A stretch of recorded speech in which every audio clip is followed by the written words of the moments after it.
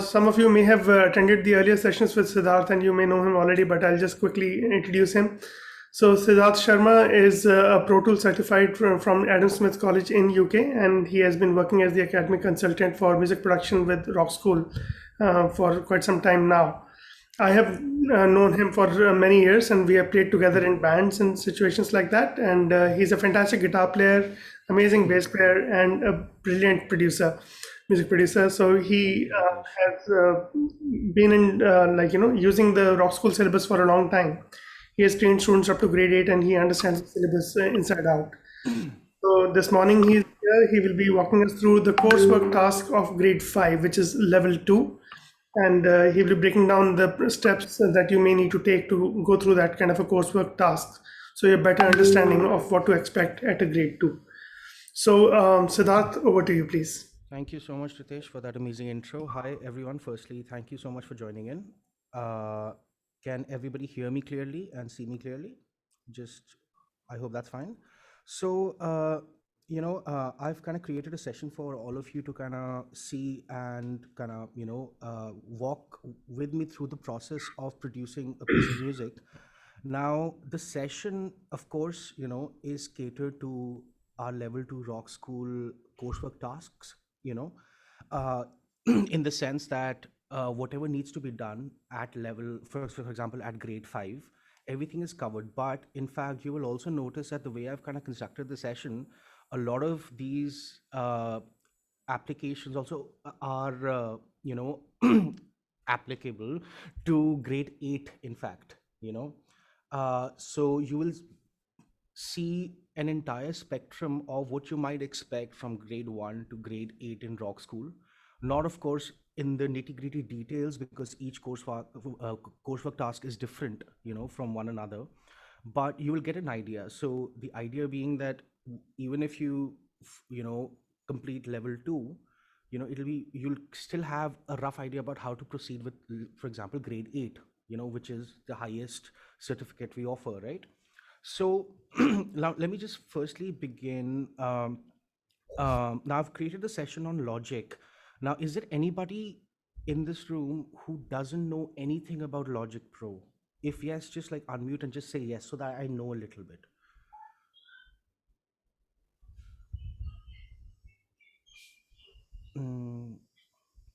I think everybody is comfortable with Logic. Fantastic. Now the thing is, okay, I think from Eva's school, she's raised her hand saying that I don't know much about Logic, which is fine. Now the thing is that because we don't want this entire workshop to last an entire day, there might be certain sections that I might, kind of explain a little quicker than the amount of time it actually takes to make it happen within the software.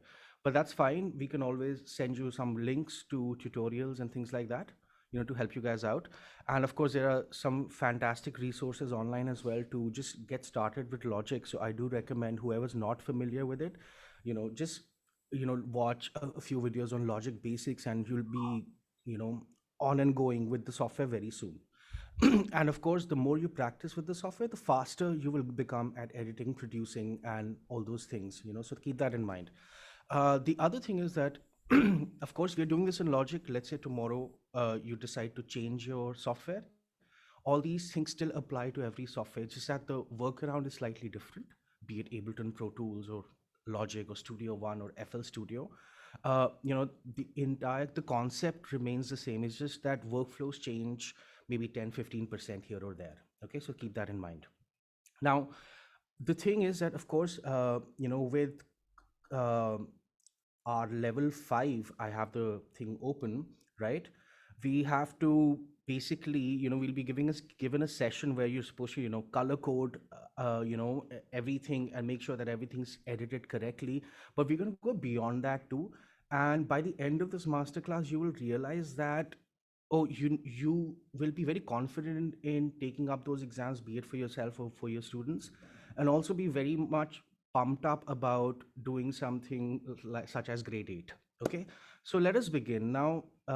Let's just start with how music is usually produced. So I'm going to share my screen now, and I have a session that I've kind of pre-prepared a little bit so that because of time constraints.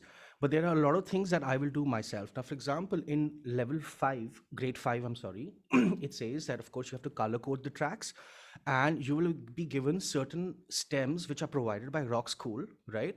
And you're supposed to add virtual instruments and add your own arrangement on top of it. Okay. So what I've done here is that I have done some production, but it's not virtual instrument based, so that I can actually show you how I do it. And perhaps you guys can take inspiration from that. Now, there will be a few virtual instruments that I use that might not be available to you, maybe, which is fine, but the concept remains the same. Reason being, a synthesizer is a synthesizer, synthesis is same, right?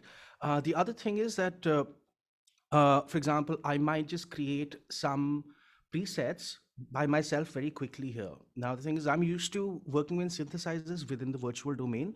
So you might think, okay, what is going on? But please feel comfortable to use presets in the beginning and tweak those presets provided in Logic or Ableton or anything like that. There's no harm in using presets to get started, at least, rather than getting overwhelmed with the concept of synthesis, because that's just another subject. Ritesh would know this. There's so many forms of synthesis, but my aim here is to, one, pump you up about music production, that how something which is extremely raw can be made to sound half decent, if not great. And what are some of the tricks and tips that I have, and how I produce music, what's my workflow, so you can maybe take some ideas and adapt those into your own styles of working. So let us begin. Now, usually, let me just zoom this out for a second. Okay. You guys can see my screen, right? Yeah. Okay, great. Now, if you notice, I have two sections here. Now, here is something very similar to what you might get from Rockschool in, let's say, grade 5, where you have 4 to 10 tracks. Usually they're more than 4, of course. I've kept it simple here, but the idea is that they'll give you stems, okay, of an arrangement, and you're supposed to produce on top of it. So there you see, I've actually copied the same thing here, and I've produced things on top of it. And of course, we'll add and review things together as well. Okay. Now, this, the relevance of this is very important, because this is how actually in real world scenarios also music is produced. A lot of times, music producers are provided with just a vocal take, such as this, okay, and maybe a few chord patterns or ideas, such as the one I have laid out on the piano. Okay. Now, this is a self-created scenario, so a lot of times you might just get an audio file which is recorded on the phone. They don't even know the tempo, so those kind of things happen. So it's extremely primal in that level, at that level. So it is your job as a music producer to, one, capture the mood of the song, use the kind of sounds that justify the intent of the song, right? And also make it, what I say, not boring. Now, that's a very, generic term, not boring. What does that mean? It means there has to be a certain amount of dynamics involved. Now, dynamics can come in musically, of course. Dynamics can also come in with things like loudness and softness within the piece of music, and the kind of samples and loops you might use. Now, keep in mind that, for example, right now, initially we had 4 tracks here, 1, 2, 3, and 4, and we ended up with so far 25 tracks. Okay. Now, most of these, as you can see, are just kicks, snares, drums, some loops. I haven't even gotten into synthesis. So this could, by the end of it, very well be a 60-70 track session. A lot of times, people who are just getting into production think, oh, how is it possible to have 60 tracks, 70 tracks, 100 tracks, in a song, right? And that's because you basically add layers, subtract layers, and add things to the piece of music till it is justified. Very simple. Now, whether that is with 20 tracks or 100 tracks, it doesn't matter. But also keep in mind that just because you have more tracks, more track count doesn't make your production better. It has to be relevant to the piece of music. Okay.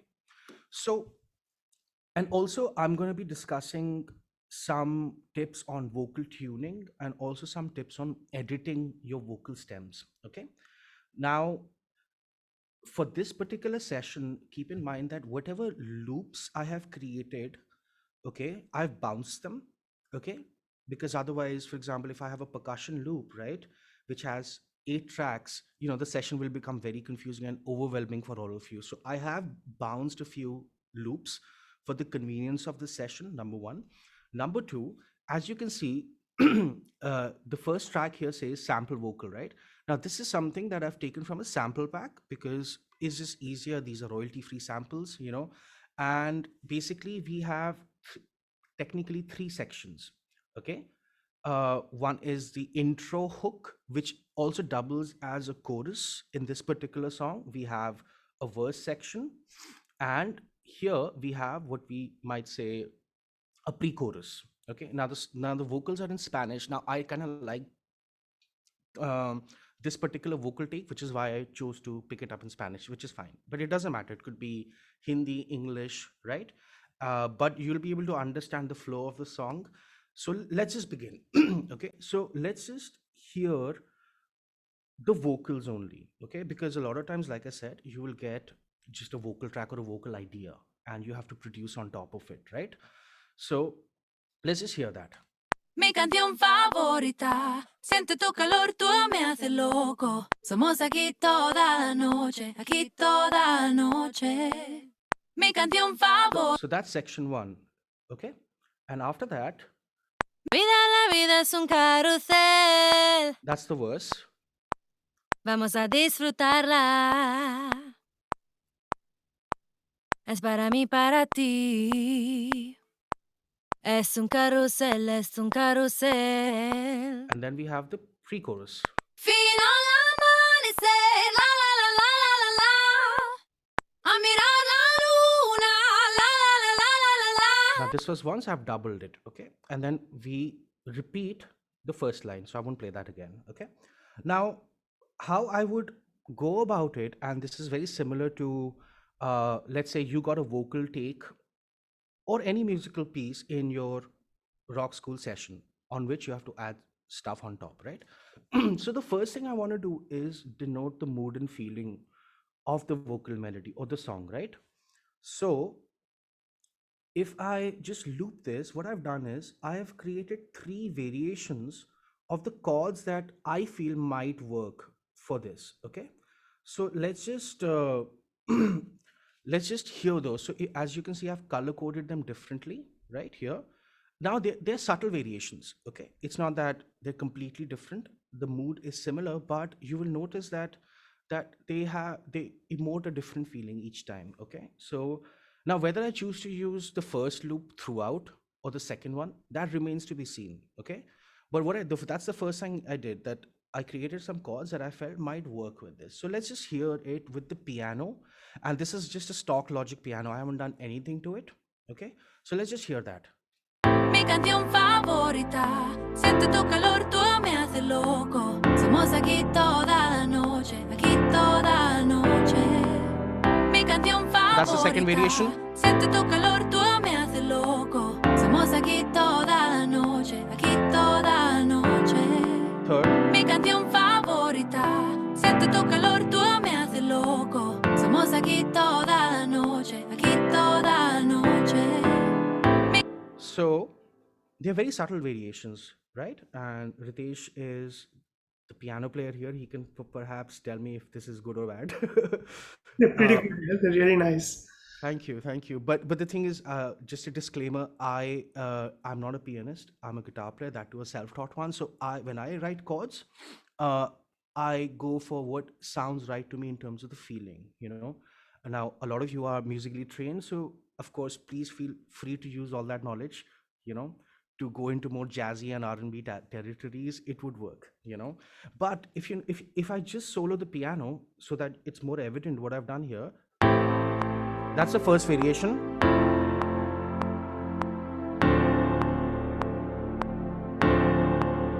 I repeat now, slightly different.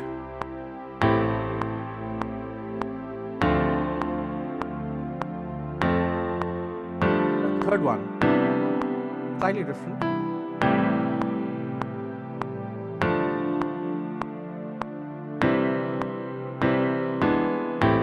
So now I'm going to mention the color codes. So that like the purple one is I think the most conventional out of them.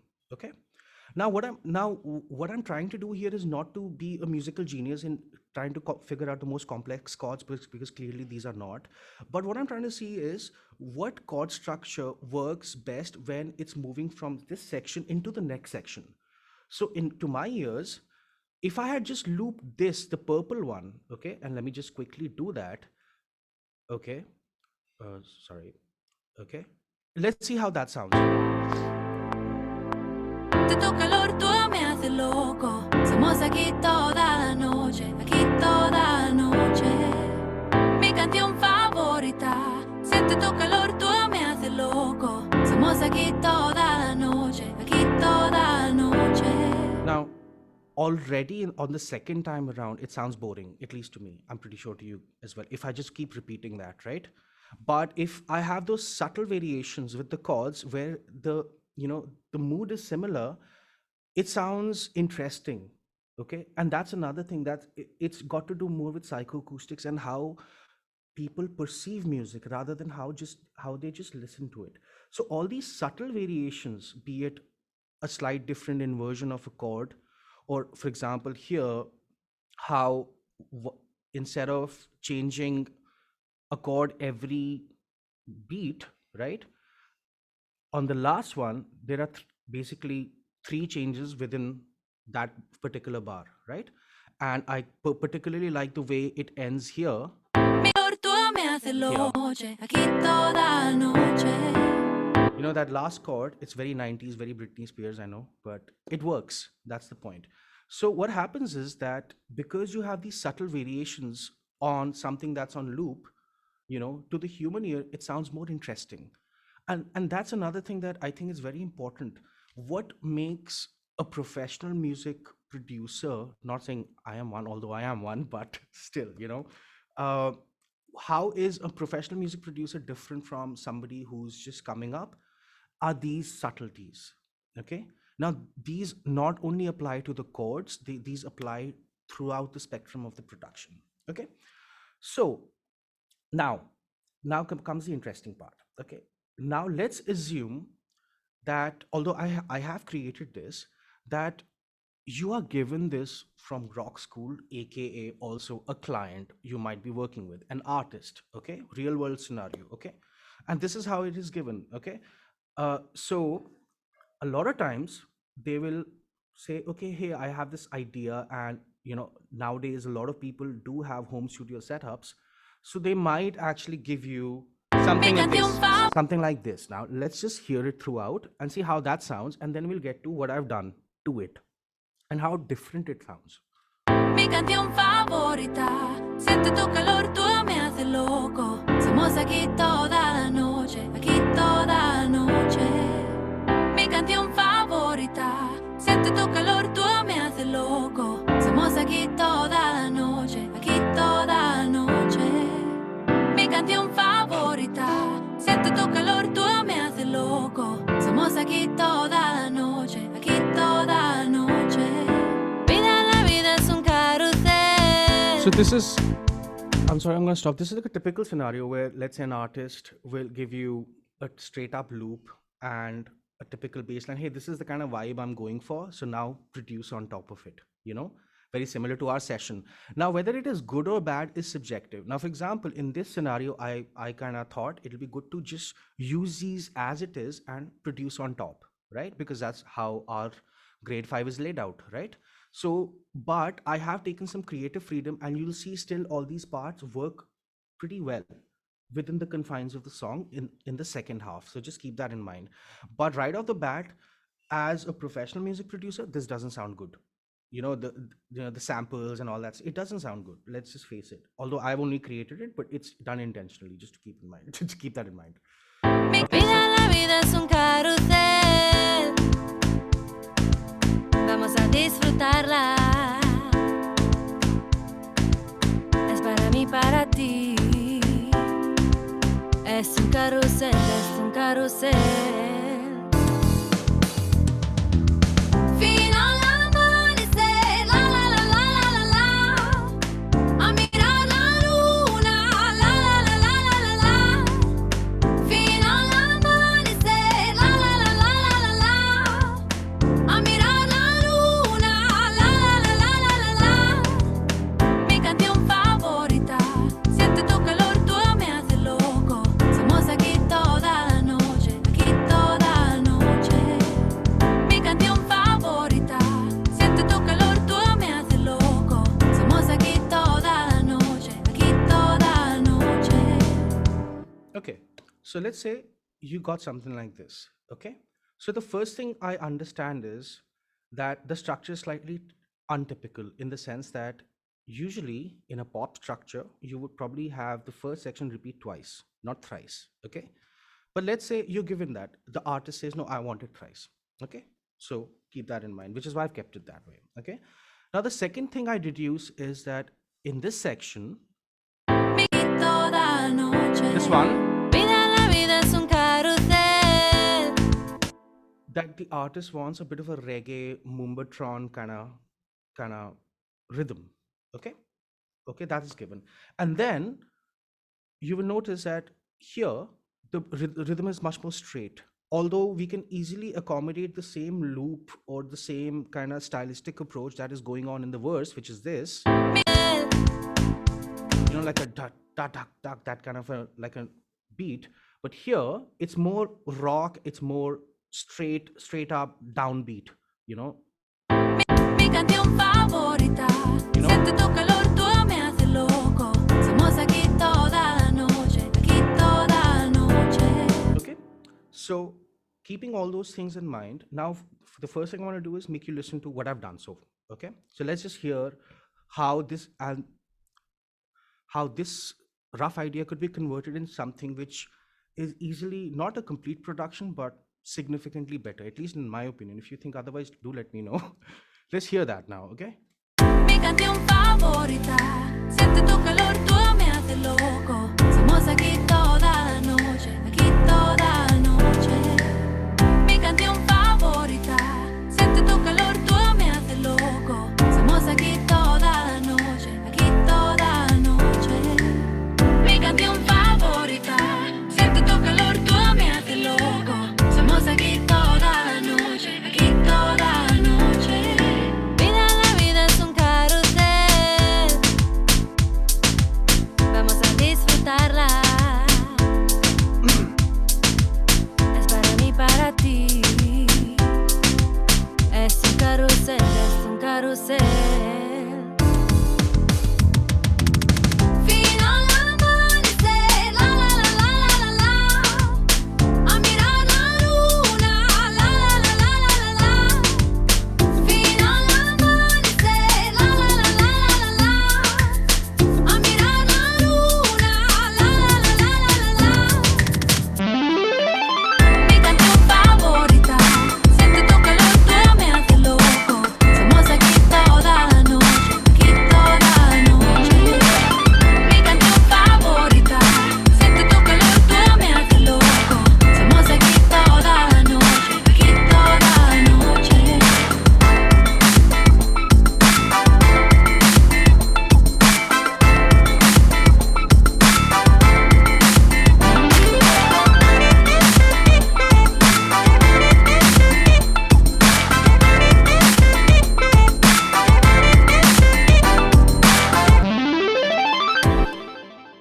so from part A to part B, I thought it was better. So now let's go through how that happened, and let me just quickly mute the vocals so that actually the significant change in the music. So let's hear. Let me just do one thing. It'll be easier if we take this. Okay, we copy it here. Okay, and then let's take this. Actually, we'll do it twice. Actually, we don't need to. This much should be fine. Okay, and let's copy Mouse is slipping. 1 second. Okay. And then back to this one, so that you kind of know a different. Oops. What did I do? Oh God. 1 second, guys. 1 second. Okay. So let's just take that. Put this here. Okay. And then yeah, that should do it. Okay. So let's just hear before and after. Okay. Just the music. Oh, I think I've copied the wrong section. Sorry.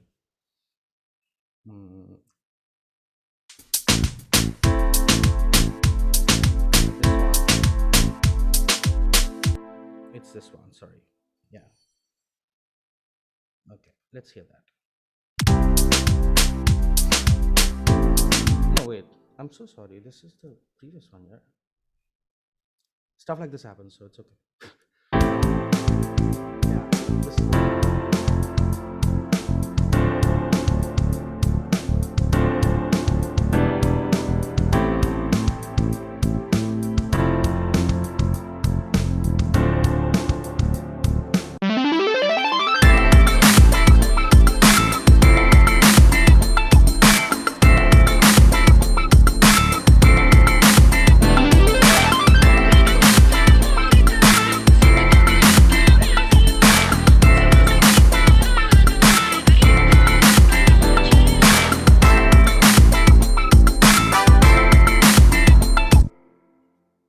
okay. Sorry, I had this on my mouse pad, so that's why I was slipping. Yeah, okay. So, finally, let's hear the previous A and B.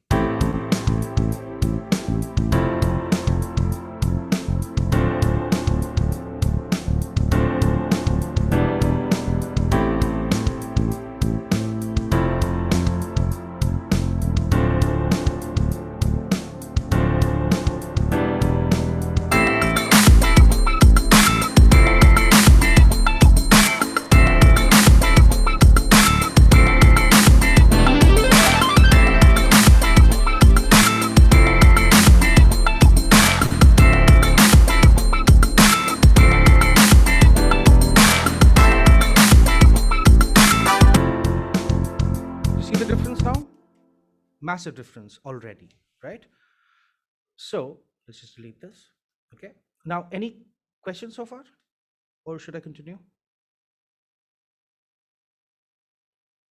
I think if anybody has any questions, you can just post it on the chat, and we will take it up with Siddharth. Sounds good. Sounds good. Yeah. Okay. So now let's go through what I've done. Okay. Now let's listen to this section. Okay. And also, just just to point it out, in this, I haven't changed anything from the original. Just keep that in mind. It's the same MIDI information. It's the same instrumentation. Everything's the same from the first section. I've just added stuff on top. Okay. So even if I just mute these ones, the original thing, so you'll know what I've added. So let's also hear that.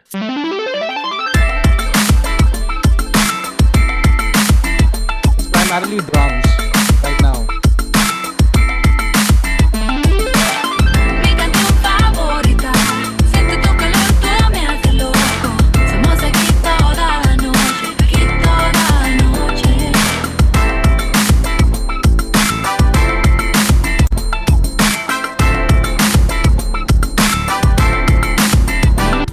And what I did was I took the chorus section and doubled that and added some instrumentation, such as some brass sections. Okay. Now the brass sections are coming from a library called Spitfire Audio. Okay. That is mixed with a Juno 6 patch. Okay. Which I did in Ableton and just bounced it, but just to keep that in mind. Okay. Now, and as far as the saxophone goes, there's an alto sax loop that I've taken. Now, in a real world scenario, all these loops should ideally be replaced. I mean, I have a very simple rule, and perhaps maybe you should also incorporate that top lines should not be taken from loops ever. because there's a huge chance that other people also similar to you might be using it. So keep that in mind. Okay. And the drums shots are coming from Native Instruments plugins and a software called Machina. So what I did was that I've taken one-shot samples. Does everybody understand the difference between one-shot samples and loops? Just if somebody doesn't, just put it up in the chat right now. So I guess everybody does. Okay, but still I'll explain it. Okay, a loop is a section of music, be it drums, percussion, okay, that can be on repeat. Okay, exactly like Madan said, one shots are slices of a loop. Yes, slices of a loop or any piece of sound or a slice of sound. Okay, and you could use those pieces of sound to sculpt or create a loop in a way, right? By sequencing, let's say, a drum beat or a piece of percussion or anything like that. Now I've done that as well in one of these sections, for example, in the track Shaker Topper, where all these samples have been placed on the grid on the MIDI, and then I've played it to get a different texture. Okay. So now let's just start with dissecting the track, and we'll add some more stuff as well. Okay. So let's start with how I approached it. Okay. Now you already know that I already said that, you know, usually it's a 2-piece intro in pop tracks, but this one is 3 pieces, right? So the first thing I did was I was like, okay, it's kind of sounds boring the third time around. Okay. So let me do something here with the vocals. So what I did was I copied this section here. Okay. How you do that is just option left click and you drag it down. Okay. That's how you do it. I'll just show you. Option left click, drag down, you can copy it. Okay. Now on the tuned vocals, it says tuned because I have retuned them. Okay. Now keep in mind, I'm going to play the track for you soloed. Now you might think, oh God, this sounds absolutely horrendous. Okay. And vocally speaking, it does. Why? Because it's very unnatural. But my attempt here is not to give it a beautiful harmony, but to help the third section of the main vocal pop a little bit. Okay. So I'll just show you what I've done here. Okay. If I go to the mixer section in Logic, which is X, right? And let me just move our window. 1 second, guys. Yeah. Okay. Yeah. Okay. Now the first thing I did was added a tuner. In this case, it's Melodyne. Okay. And if you notice, what I've done is I just, oh God, this always happens with Melodyne. Okay. If you wait, let me just move our window. Yeah. Okay. What I did was that I just retuned it, meaning that each note I placed to create somewhat of a harmony. Okay. Now that harmony sounds like this, and I'm going to remove all the other plugins for now so that you know what it actually sounds like originally. Okay. Mi canción favorita, siente tu calor, tú me haces loco. Somos aquí toda la noche. Now, on its own, it sounds pretty horrible, correct? Yeah. Now, if I play it with the sample. Mi canción favorita, siente tu calor, tú me haces loco. Somos aquí toda la noche. So I said the same thing to myself. I was like, oh God, this sounds absolutely horrible, but it is absolutely necessary for the third part. So let's go back. So the first thing I did was I added an EQ. Okay. Now stock Logic EQ, and you can see that I have completely taken off the lows. I've boosted around 4.5K, and then around 8K there's a dip. So there are no frequencies technically under 800 starts to slope down, and this is what it sounds like. Mi canción favorita, siente tu calor, tú me haces loco. Somos aquí toda la noche. Mi canción favorita, Without it? Siente tu calor, tú me haces loco. With it. Somos aquí toda la noche, aquí toda la noche. Okay. Now, it still doesn't sound ideal to me. So then the next thing I did was add compression to it, stock compressor. Mi canción favorita, siente tu And this is quite heavy compression because because as you notice, without it, there's a lot of peaking. It really bites your ear when you hear it. Okay, so the idea was to have a really fast attack and a slow release. The fastest actually. Now, if you guys don't know what an attack and release is, attack is how fast the compressor latches on to the dry signal, and release is how slow it removes the compression effect from the signal. Okay, and as you can see, although my threshold is at minus 27.5, okay, but the actual reduction I'm getting is about negative 10 dB. Okay, that's because obviously the sound file where the compressor get triggers is much lower. That is the reason. Okay, and I've also added a limiter from here only, which is around minus 9, let's say. Okay, so that I know that there is no peak beyond negative 9 dB. Okay, so mi canción favorita. without it, Siente tu calor, tú me haces loco. Somos aquí toda noche, aquí okay. toda noche. So I was like, okay, I like this. I like where it's going, but I want to use it more like an effect, not like a pure vocal take. So what I did was added a guitar amp to it. Okay, and here are the settings. It's a Fender. Okay, now you might think this is strange, but a lot of people do this. So let's hear it with the amp now. Mi canción favorita, siente tu calor, tú me haces loco. Somos aquí toda noche, aquí toda Without it, noche. Mi canción favorita, siente tu calor, tú me haces loco. Somos aquí toda noche, aquí toda noche. now the first thing that comes to anybody's mind is, oh, why would you want to distort vocals? There are two reasons for it. One, it gives it a very lo-fi effect. Okay. Two, when you distort something, aka saturate it, right? What's happening is that I don't have to necessarily increase the volume of the second vocal take that I've reharmonized, right, to help it cut through, because the idea here is not to make the listener listen to the harmony.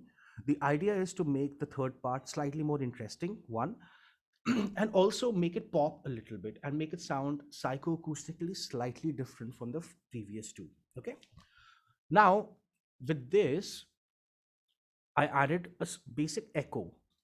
Mi canción favorita, siente tu calor, tú me haces loco. Somos aquí toda noche, aquí toda noche. Without it, Mi canción favorita, siente tu calor, tú. so just to give it a sense of space. Now, some of you who are experienced with Logic or any DAW or production might be like, why haven't you sent the dry signal to a bus for reverb or delay? Now, the thing is, because I'm using it more as an effect, okay, I like to keep my buses primarily for vocals or drums, the main majority of the, dominating instruments or vocals in a track, because then I can automate it in a certain way. I know here that I can commit to this sound because these happen only over 2 sections of a song, which is why I'm okay putting that. Okay, and I think there's no harm in doing this as well. You should just have the confidence to go ahead and commit to a sound that you like.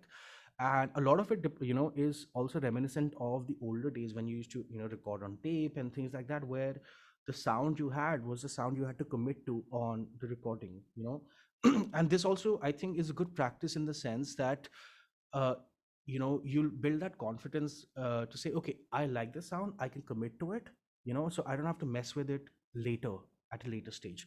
Now I'm going to do one thing. I'm going to remove all these except the melodyne and play that thing again with the main vocals so that you know the difference after processing it. Okay. Mi canción favorita, siente tu calor, tú me haces loco. Somos aquí toda noche, aquí toda noche. Now with the effect. Mi canción favorita, siente tu calor, tú me haces loco. Somos aquí toda noche, aquí toda noche. Now you might say, oh, so much work for such a little part, but let's hear it without it and with it, okay? Mi canción favorita, siente tu calor, tú me haces loco. Somos aquí toda noche, aquí toda noche. Mi canción favorita,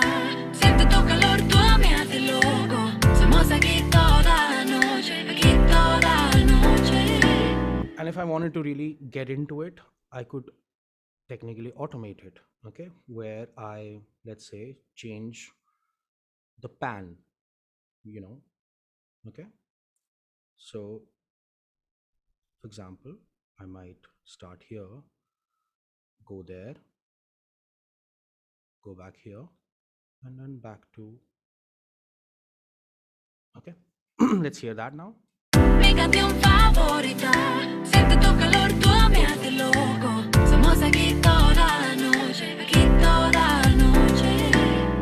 So do you see how just a quick thing and it goes from your left ear to your right, you know, those kind of things. And this is very quick. I would probably make it more subtle, you know. But the idea here is that I'm using this take as a texture because now let's hear it, okay, without the entire thing, without the tune vocals. Mi canción favorita. First time it's like, okay, Tú me nice. haces loco. Somos aquí toda la noche, aquí toda la noche. Second time is Mi bearable. canción favorita. Siente tu calor, tú me haces loco. Somos aquí toda la noche, aquí toda la noche. Mi canción Now it's unbearable, favorita. you know. But if I added that right after the Siente tu Somos aquí toda la noche, aquí toda la noche. Mi canción favorita. Siente tu calor, tú me haces loco. Somos aquí toda la noche, aquí toda la noche. so it sounds more interesting, if not perfect, correct? So Siddharth, the stereo effect is not coming over the Zoom, huh? Oh, why is that? I have no idea. I wore my headphones to just figure that out. I couldn't hear it on the computer speakers. Oh, It's okay. not coming across the Zoom audio. I think it's just mono That's audio. it. Okay, that's fine. But what I've basically done is that in the first section, it goes to the left speaker, okay, and then gradually moves to, by this end of the second line, goes to the right. You should try it. It's very simple. Does anybody have a question regarding automation, which like how I got there on Logic? If yes, just put it up. I'll just quickly tell you guys. So I guess we're good to go. Right, Ritesh? Should we proceed then? Yeah. Yeah, okay, yes, we can proceed. Yeah, please. Okay, great. So automation is, did you do any EQ automation? No, I haven't yet. If you want, I can show you. Okay. But it's very similar. See, firstly, what is automation? Automation is the change of certain parameters over a timeline in your DAW, meaning that, for example, if I want at the start of the track my vocals to be at -6 dB and then at the chorus to be at 0 dB, I can make those changes within the software, and the faders and all those parameters will follow whatever values I add to it. Okay, now this could apply to EQ. Okay, this could apply to of course your reverb sense. For example, let's say I want more reverb sound on my voice in the verse and slightly tighter reverbs, or I could, you know, all those changes are done through the process of automation. Okay, and similar to what Madan wrote, that it can be applied to EQ or filters as well. Okay, and there's one more question: difference between touch and latch automation. Okay, so we'll get to that, Shubham. Let me just finish automation, the first section first, and then I'll show you. Okay. Now, as far as automation goes in Logic, okay, let's say I automated the tuned vocal track right here. So the first thing you do is you have to go to the automation page. The shortcut to that is A on Logic. Okay, it opens this. Okay, now on the left hand side, you'll notice that it says read, touch, latch, write. Okay, on here it says span, and it has some other controls. So what is this? Read is when the software is reading whatever parameters changes you have applied. Okay, touch, okay, is basically based on what I just did right now. Okay, where I can add things, although I'm doing this in read mode, but touch is very similar. Okay, I add these parameters and add these. Okay, as far as latch mode goes, it is primarily that if you don't want to necessarily make a change, you know, to the entire set, okay, and just want to kind of cater to a certain section, okay, and not commit to the automation, then you can use that. But I'll be honest with you, okay, 99% of the times I'm using read, okay, and basically write, okay. Write mode is when you want to write the automation, okay. But here, the other thing is also that when you are in latch mode, for example, and let's say you have a controller, now it could be something like a launchpad, it could be a mixer, okay. So latch modes are great for hands-on control, okay, when you have controllers attached to your logic session or like a virtual mixer, and you just want to make those changes, so then you don't have to get into read mode, get it?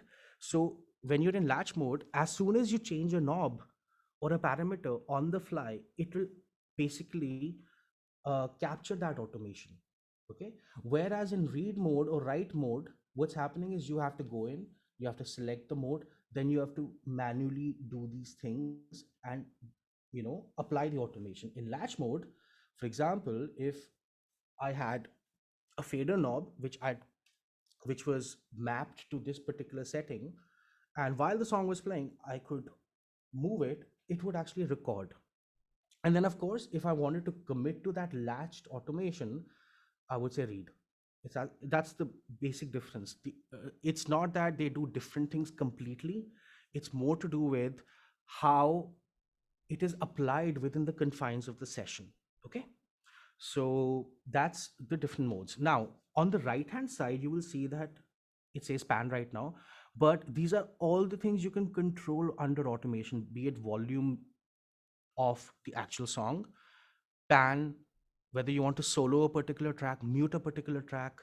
I can even control melodyne, and like somebody said, how do you do filters and EQs? Here they are, and you could basically apply changes to anything, okay. And so we're going to proceed from here, because automation, honestly, it takes a while to get your head around it, okay. But all you need to do is need to know is that it is the gradual or sudden change of parameters, be it EQ values, be it reverb amounts, things like that, over the timeline, okay. So basically, from a static mix, meaning everything's at the same setting at the same level, you're turning the session into a dynamic mix, okay. So static, dynamic, that's the difference. Automation adds a sense of dynamics. Now for example, okay, let me just get out of this mode, and I'll show you something interesting. Now there's a workaround to it, okay, which is something I've actually done in this session, okay. Now if you think about it, when I produced this section, the chorus, you must have noticed that the vocals drowned a little bit, okay. Now automation is the perfect way to just press A and get into the vocal track, select volume, and then basically start making changes. For example, let's hear this, okay. I'm gonna automate the vocal very quickly, okay. Here, Mi canción favorita, siente tu calor, tú me haces loco. Somos aquí toda la noche, aquí toda la noche. Mi canción favorita, siente tu calor, tú me haces loco. so this is very extreme, I would never do this, but listen to the variation. Mi canción favorita, siente tu calor, tú me haces loco. Somos aquí toda la noche, aquí toda la noche. Mi canción favorita, siente tu calor, tú me haces loco. Somos aquí toda. So think about it very logically. Of course, one is that you can make things audible or inaudible in a particular section. Also, I find, at least especially with vocals, that you can use automation to your advantage when you are basically blending in backing vocals, okay. So let's say if there were like 4 or 5 different layers to this particular take, right, I could peak certain notes in the harmony just to pique the interest of the listener and then bring it back, because a lot of times when you have gang vocals, as we call it, they tend to sound mushy unless they're extremely tight and well written parts, so automation is a great way to control the dynamics of your production, okay. So more on automation, I think. Let me just quickly go through the chat once, okay. Yeah, so let's proceed. So like I said, before we started discussing automation, that on the third section, what I did was add a tuned layer of the same vocal take just to add interest. And in my opinion, it does add, a different texture. Ahorita, siente tu calor, tú me haces loco. Without it. Estamos aquí toda la noche, aquí toda la noche. Okay. Now, after that, let's just cater to section 1, okay, which is this. Okay. Now, the second thing I did was I added a bass guitar, okay, which is just sustained notes, very simple, okay, same as what the piano is doing. And I haven't processed it or anything like that, okay.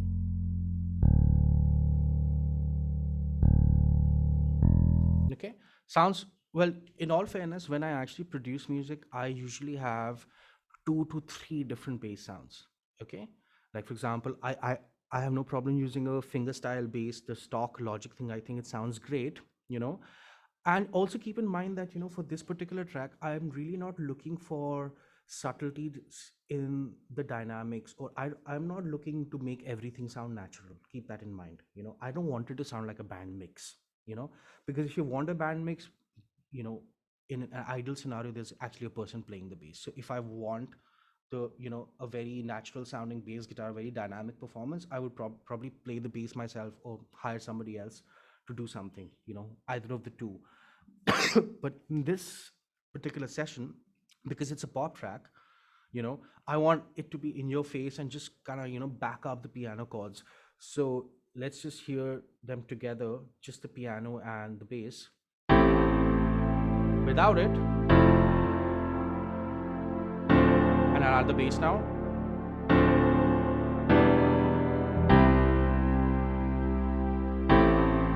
So it's adding just a subharmonic cushion, as I say, because if you notice the piano track also, in the piano track, I haven't just played the chords, but I've also added the low notes, okay?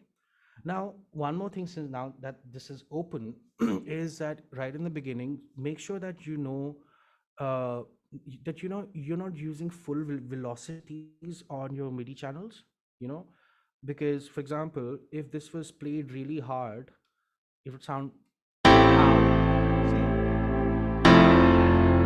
Now it sounds nice and compressed, maybe for the chorus, but for the starting of a song, maybe not. So what I've done is, if you notice, like here, the velocity of the chords is about 85.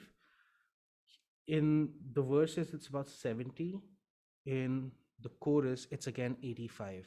So, because as we start the song, you want the listener's interest. So I had a slightly louder piano part, but in the verses, I wanted some open space. And technically, even right now, because the piano that I've used is a piano plus pad setting, which is stock in Logic, in the verses, it still sounds not tight enough to my liking, okay? So I might change that now.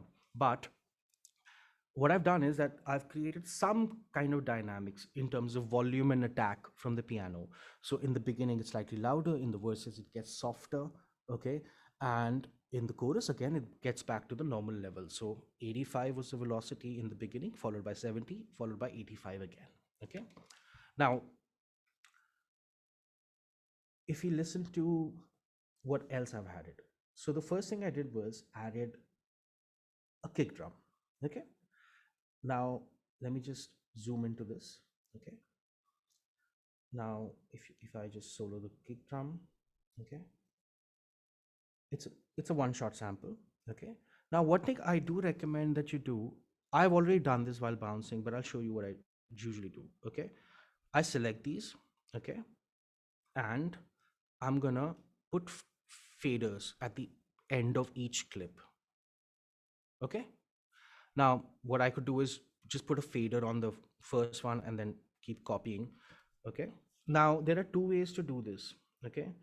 One is, of course, that like how I have placed the kicks on the grid, okay? Keeping in mind the grid values here and basically creating a beat in the arrangement view. You could probably load it up into a sampler as well, The reason I like to do this like this is because I have control over, if let's say I want to change a beat, I can quickly swap out a sample, things like that, okay? Now, what are the advantages and disadvantages of it? For example, If I want to change the kick sound, then I'll have to rearrange everything, right? Whereas in a sampler, because it's MIDI data, right? So the MIDI is actually triggering that particular sound, okay? Then if I decide to change the sound later, all I have to do is replace the sample and not my arrangement. I still like to work like this because I find it faster, at least for me. You guys can choose either. But the other thing is that when I do this, in my opinion, it gives me more mix control. Okay, because as the song progresses, you will notice I've added another kick here. Okay, which is track 9. Okay, and that starts in the chorus. So I've matched everything. Okay, but it is very important that the sample that you choose, be it from a loop back or it's samples that you've created, anything, that you process them correctly. Okay, the other thing is, I don't know if anybody noticed, if I just press my mixer view, apart from the vocals, everything is set to 0, you know. And as you can see, there's no mixing as such done. There's no processing or anything done yet, because we're going to get to the mix.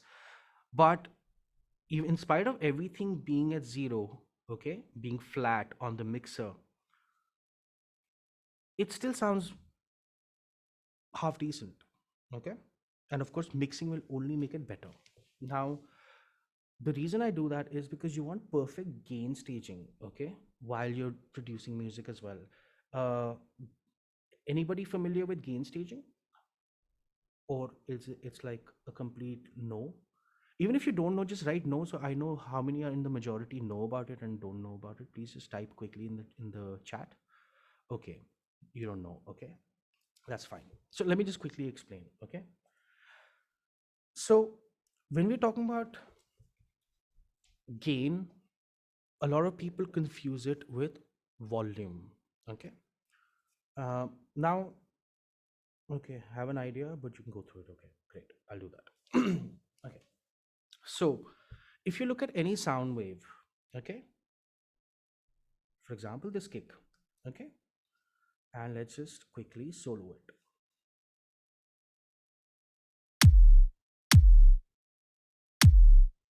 Okay, now if I want to do a volume change, okay, it is just loudness. Okay, what is gain?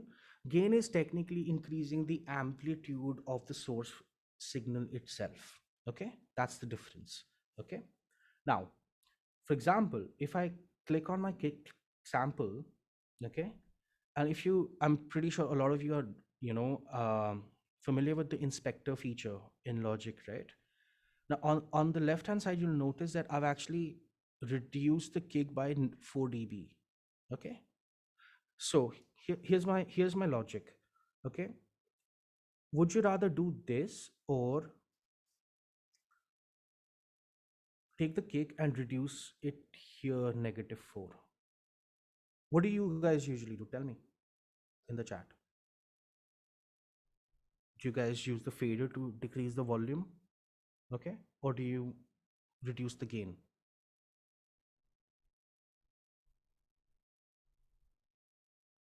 Okay, fader. Okay, so now, okay, so Joseph says fader. Madan says reduce the gain wherever required. Now, you know, Madan, another thing is wherever required, that's fine, you know, but okay, reduce a lot of, so a lot of you are reducing the fader. Okay, I am doing the exact opposite. Okay, and I'll tell you why. Think about it this way. Okay, it's not to do with what sounds better, firstly. Okay, it's just good to have everything on the mix clean, flat. Okay, in what I call a pre-mix. So what I'm doing is, you know how we say, oh, let's create a pre-mix of a song. I'm creating a rough balance using gain staging instead of using faders. So instead of using volume to control how loud things sound, I'm using gain. Okay, and that leaves me enough room that when I actually get to mixing a track, that I'm using the volume faders only for those things. Okay, for example, if I go back to the kick again, okay, in the mixer view, right, it is important to see where the sound signal is clipping or peaking to. Okay, that's very important. So if I look at my kick signal, which I've reduced, like I said, -4 on the inspector rather than here. So the fader's at 0. When I play it, do you see my peak is actually -7.9, right? Now, for example, if I did what you guys usually do, which is leave the thing at 0, I mean, and we can reduce. Yeah,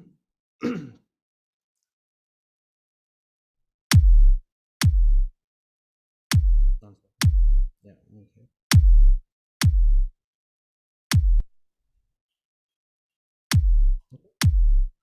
Do you see what happens? It goes up to -3.9.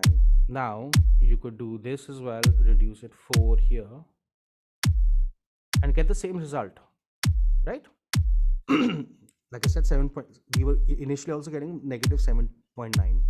Okay, but imagine having having to deal with all these faders over 20 tracks, 30 tracks, or 100 tracks.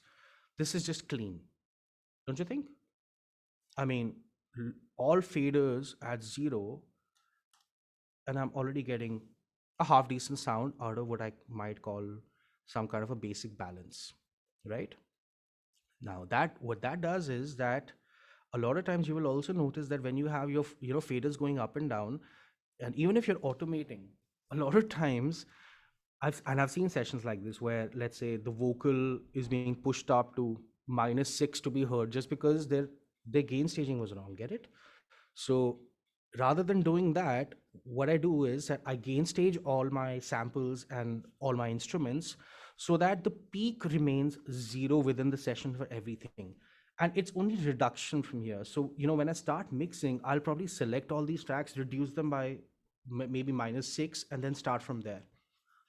That gives me more headroom to work with. That gives me a cleaner template to work with.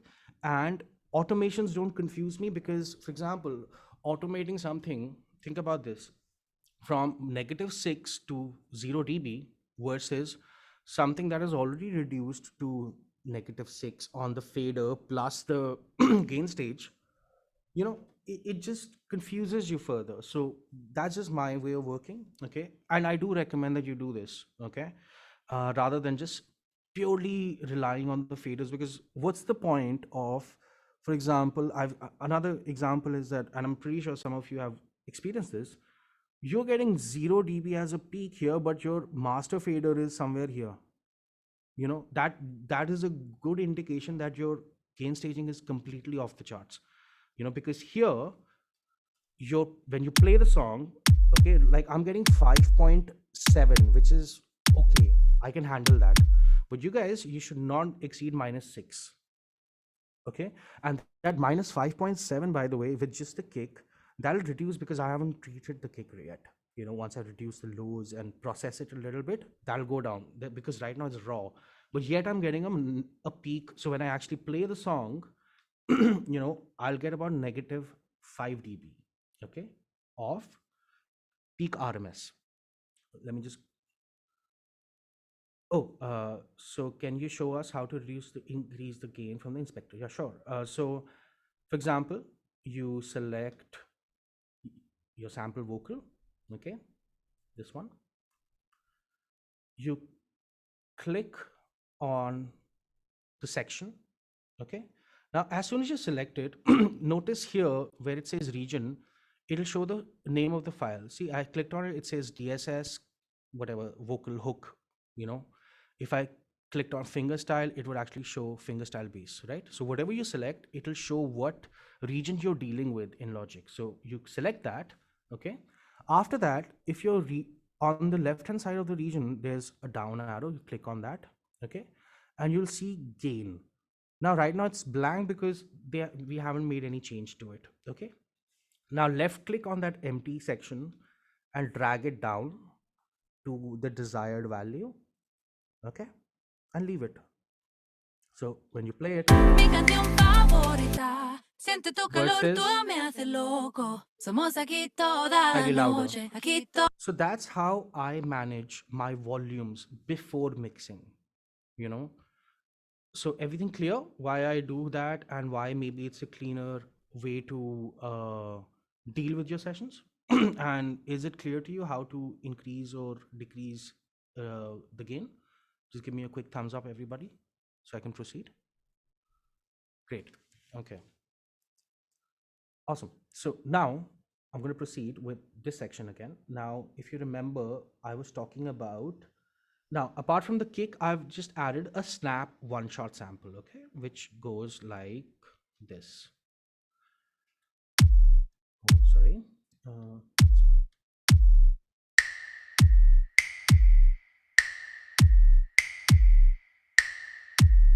Now, the original sample was this.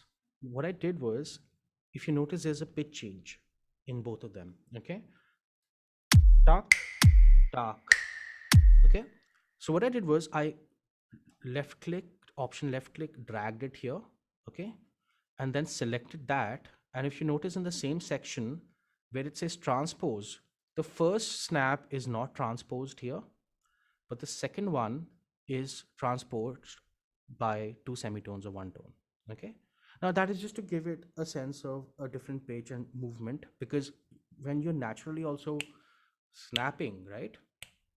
Some might be higher pitches, some might be lower. So that's also a way of adding dynamics, okay? And this applies to everything, not just snaps, okay? I've done this to the snares as well, as you will notice in the later section, okay?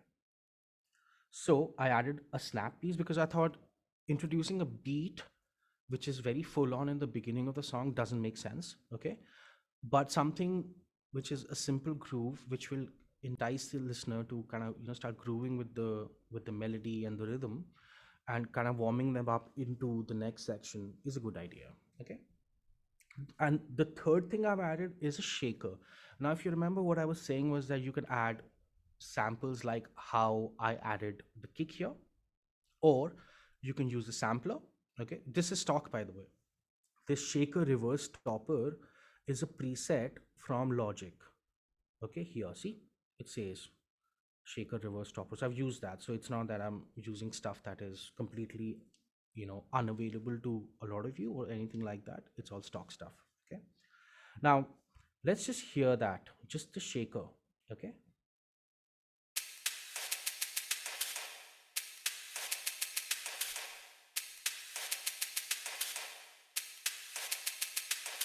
Now if I click on that, as you notice, different sounds, okay? Right? All these sounds are different, so I created a pattern using these.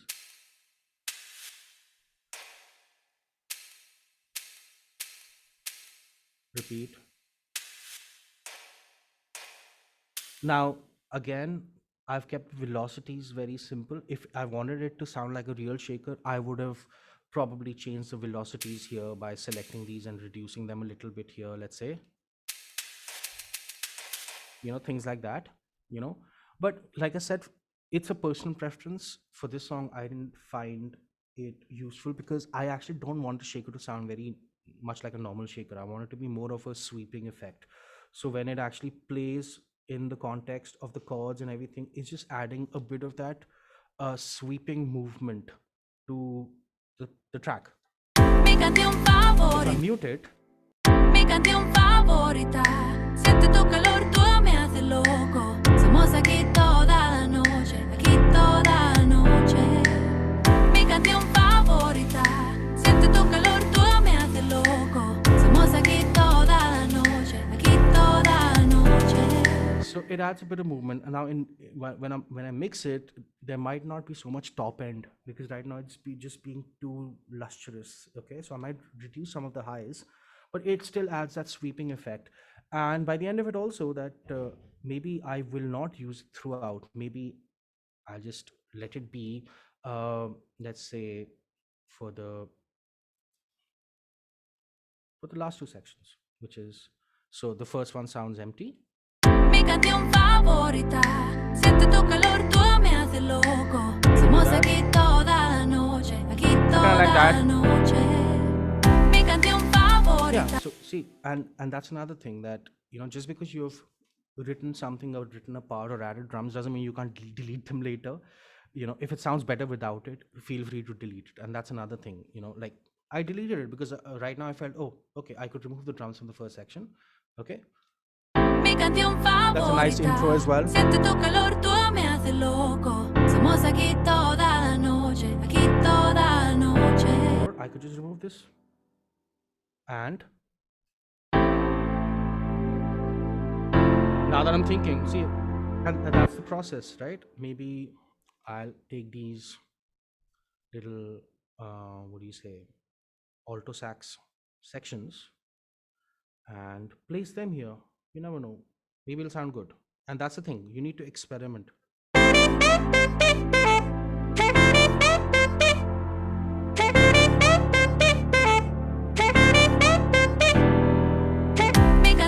I don't like the alto sax here, so I'm going to remove it. But I do like the fact that it starts with simple chords. Okay.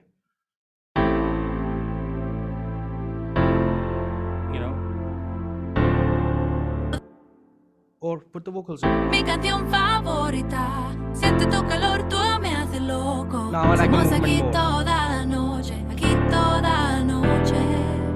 Mi canción favorita. Siente tu calor, tú me haces loco. Somos aquí toda la noche, aquí toda la noche. Mi canción favorita. Siente tu calor. I've just added 4 tracks and 2 are in what I call support tracks. Okay.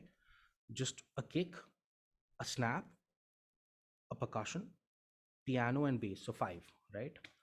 But the piano was already there, right? So, but it's not much, but it's still adding a lot of value. And that's the thing. If you can do with less, do with less. No need to, cram the part with more sections, just because a lot of people do think that more is more. Well, no, not really. More is good. Sorry, not more is more. What is wrong with me? Okay, now let's move on to the next section, which is La vida es un carrusel. okay. Now here, if you remember that the original reference was a Mumbatron kind of beat, which is this one. Okay, let's just solo. Fino all'amanecer, This one, and also this is also stock Logic sound, so nothing, it's a typical SoCal kit, right? It sounds kind of like sterile in my opinion. So anyways, but let's get to this part now. So what have I done here? La vida es un carrusel. Vamos a disfrutarla. I've just muted the piano. Es para mí, para ti. Es un carrusel, es un carrusel. Okay, now here the only thing is that I've added that loop on the bass. Okay, the same kick sample which was in the first section. Okay, but here also you will notice, if you notice here -4, let me just check, I think I've reduced it. Yes, see here it was -4 in the beginning, the kick sample. Okay, but as soon as this kicks in, it's -6. So do you see my point that I've already started, in a way, in quotes, automating without changing the fader here?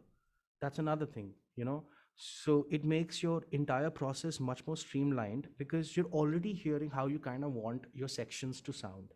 So I treat them sectionally. Okay, how loud do I want things in, let's say, the intro, the verse, the pre-chorus, so on and so forth. So maybe you guys can adapt this technique as well.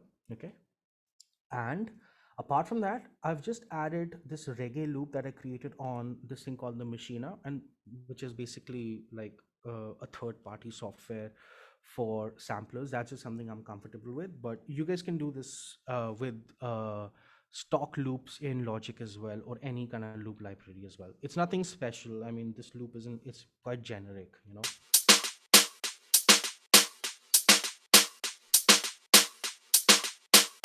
right? But without it, you will notice there's a huge difference. La vida es un carrusel. Vamos a disfrutarla. Now I'll add it back. Es para mí, para ti. Es un carrusel. So you see, just with that addition of the top loop, okay, or any kind of loop with a bit of swing to it, right?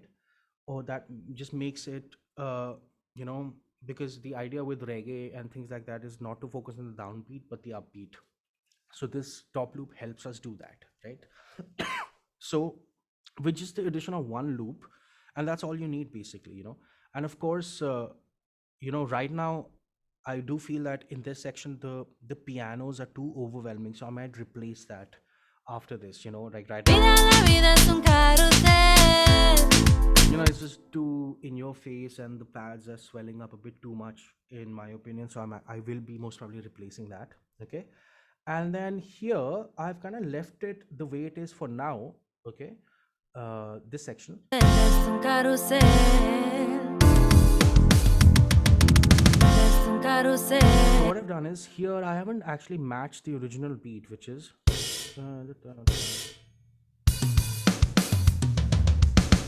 okay, but what I've done is a typical like EDM kind of a fill, which is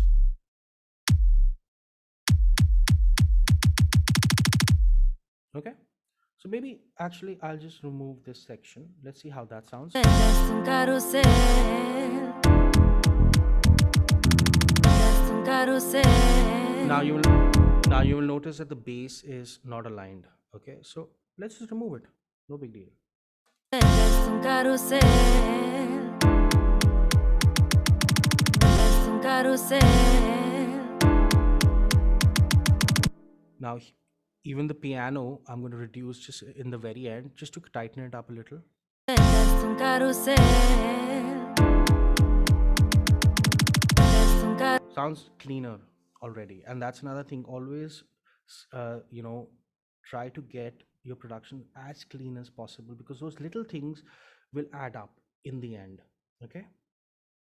So let's proceed. So this section, like I said, just a top loop, you know, and that offbeat bass line, which is basically just like 1/8 notes, nothing special, but it's doing what the song requires. And that's another thing. If 3 things can do the job for you, don't add 10 things just to prove a point, okay. And of course, like I already said, that in this section I will most probably just replace that sound from the piano to, let's say, a synthesizer, maybe a sidechain synth or something like that. We'll get to that, okay. Now let's quickly go over the pre-chorus. Fino all'amanecer, la la la la la la. It's the same thing, there's no difference here, okay, at least not in the first section. Even here, A mirar la luna, la la la la la la. the only difference that you hear is because of the chords being played, not because of any massive production changes, okay. But since this section is being repeated twice, if I just copy pasted this thing, it would sound a bit like boring, okay. So in the second section, what I've done is added another shaker and a muted guitar part, and these I might just pan out a little bit, actually the other way around. I like it like this. We can't hear the panning, by the way. That's fine. It's still good Yeah, to know. Okay, yeah. but here's a trick that I follow. Maybe you guys can look into it. For example, a lot of times, you know, when we pan something to the left or the right, okay, you really want the sound to be on one of the speakers, but you're like, no, it's too overwhelming, right? Sometimes. So I've realized one thing, that if you put something on the right ear, usually, even if it's not louder, it gets more noticed, because a lot of people use their right ear, let's say for phone calls, things like that, right? So it's slightly more sensitive. So if you want the listener to listen to something a little less on the pans, put it on the left hand side. Just a quick tip, okay. So like I said, these 2 loops have been added. It's very simple, but when you hear it from the first section, it adds value. A mirar la luna, la la la la la la. Fino all'amanecer. And of course, I've added snaps here again. So the snaps weren't there in the first section, as you can see here. but in the second section, they've been reintroduced. Fino all'amanecer, la la la la la la la. A mirar la luna, la la la la la la. Now, the other thing you would notice is that right after this, when you go back into the hook, in the original section, there was no gap. A mirar la luna, la la la la la la la. Mi canción favorita. Now, what's happening here is that your pre-chorus here is ending on a higher note on the vocals, and the chorus is actually on a lower note, right? And usually, because if somebody sings a higher note, is singing more full on, right? So that's already caught the listener's attention, right? And then going back to a slightly lower note part doesn't sound as exciting, similar to what's happening here. Fino all'amanecer, la la la la la la la. A mirar la luna, la la la la la la la. Mi canción favorita.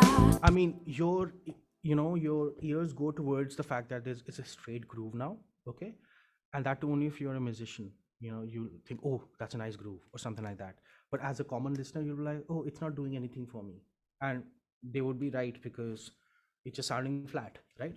So what I've done here is, and you can take this liberty also in your sessions when you get, let's say your sessions from rock school, right? It does, just because they have laid it out in a certain way, but if you think something else will work creatively better in your opinion and you would like to showcase that, take that risk. And a lot of the examiners will appreciate the fact that you have another spin on it, okay? As long as you're following the guidelines, of course, just don't go completely crazy. But in context of the arrangement, if it works, why not take that risk, or not even a risk, but showcase that sense of uniqueness, okay? So here, what I've done is, if you notice the pre-chorus, and let me turn on the click, okay? It's a 2-count drop here. So I've basically just moved the chorus behind. It was supposed to start here at 69, at bar 69, but it starts at 69 and a half, okay? And I added this little, what I call a Game Boy sample, which is basically a synth. This is, again, this is taken from another sample pack that I have. You can create this with a synthesizer as well, it's no big deal, okay? But what that does is it gives the listener a breathing space, and when the song actually comes back, it comes back stronger. So let's hear it from here.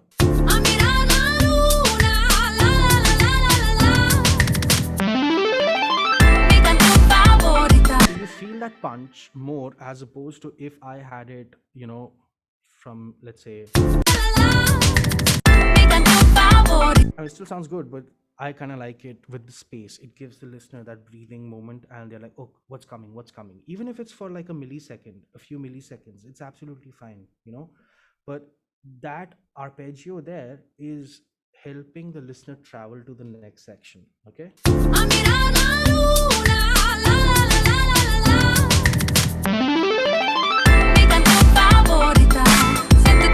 Okay, as far as that sample goes, there's not much done to it, but I'll still go over it. The original sample sounds like this.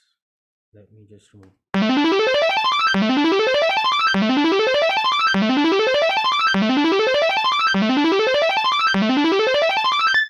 Okay. And I've added a stereo delay on it.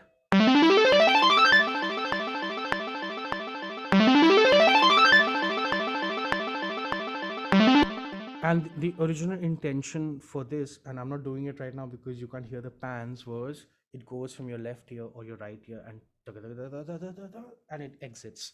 So it gives that sweeping effect in the song. That was the original intent, but I won't do it now because obviously you can't hear it, but that's the original intention. So understand the context, okay? So everybody clear up till the pre-chorus? Should I move forward? Let me just quickly check the chat. It's 12:30 as well. Just maybe another 10-15 minutes. Oh, okay. I have to hurry it up. How long, like, at least let us know how long it's expected to go on for. Half an hour more? At least half an hour, 40 minutes, yes. Okay, cool. Carry on, I think. Thank you. Okay. Yeah. Okay, so let's move on to the chorus now, okay? Yeah, 1 second. Mi canción favorita. Siente tu calor, tú me haces loco. Mi canción favorita. Siente tu calor, tú me haces loco. Somos aquí canción favorita. Aquí toda la noche. Mi canción favorita. So here, I'm going to mute the vocals now for a second. Okay. Now what's happening here is first the introduction of a second kick, as you guys can see here. Okay. Now, when you are doing something like that, it's very common to use multiple kicks. Okay. I've seen people use 3 or 4 kicks as well. I find that redundant. So don't go for 3 or 4 kicks. I think that's a bit too much, but 2, maybe 3 kicks, a different texture for the verses. It depends on textures basically. Don't just add kicks for the heck of it. But as you can see here, I've added one more kick sample. Okay. And all I've done is right now taken that original drum take that we had, right? Matched the first kick. You see, already there's a huge difference.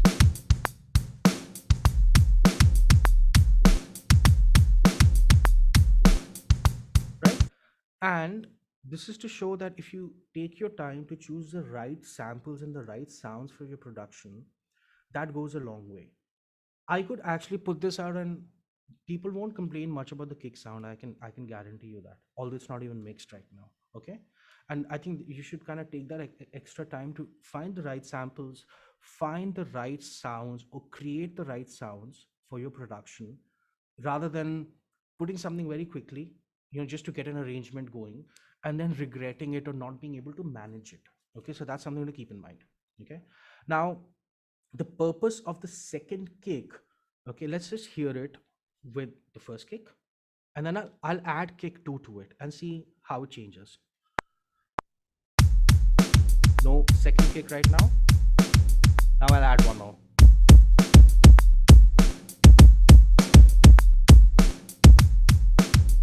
Now you might think that right now it's sounding pretty loud, and yes it is, but let me just play you the track without the second kick.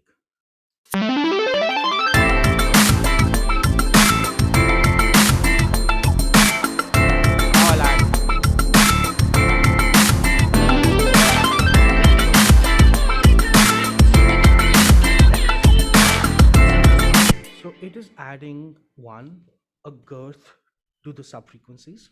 It's helping the groove cut through a little more than the pre-chorus, because that is the whole point of a chorus, right? You want it to pop out. Okay. And apart from that, what it's also doing is widening the lower spectrum of the drums. Okay.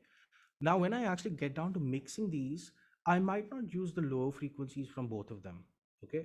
Or the higher frequencies. In fact, I'll most probably cut some high frequencies from most probably the second kick and use it just to, like I say, cushion the sub frequencies of the first kick, and it will have a psychoacoustic effect. Okay.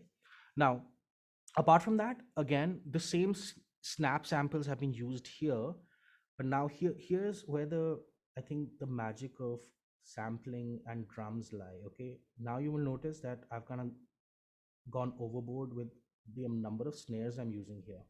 Okay. So let's hear the snare sounds very quickly.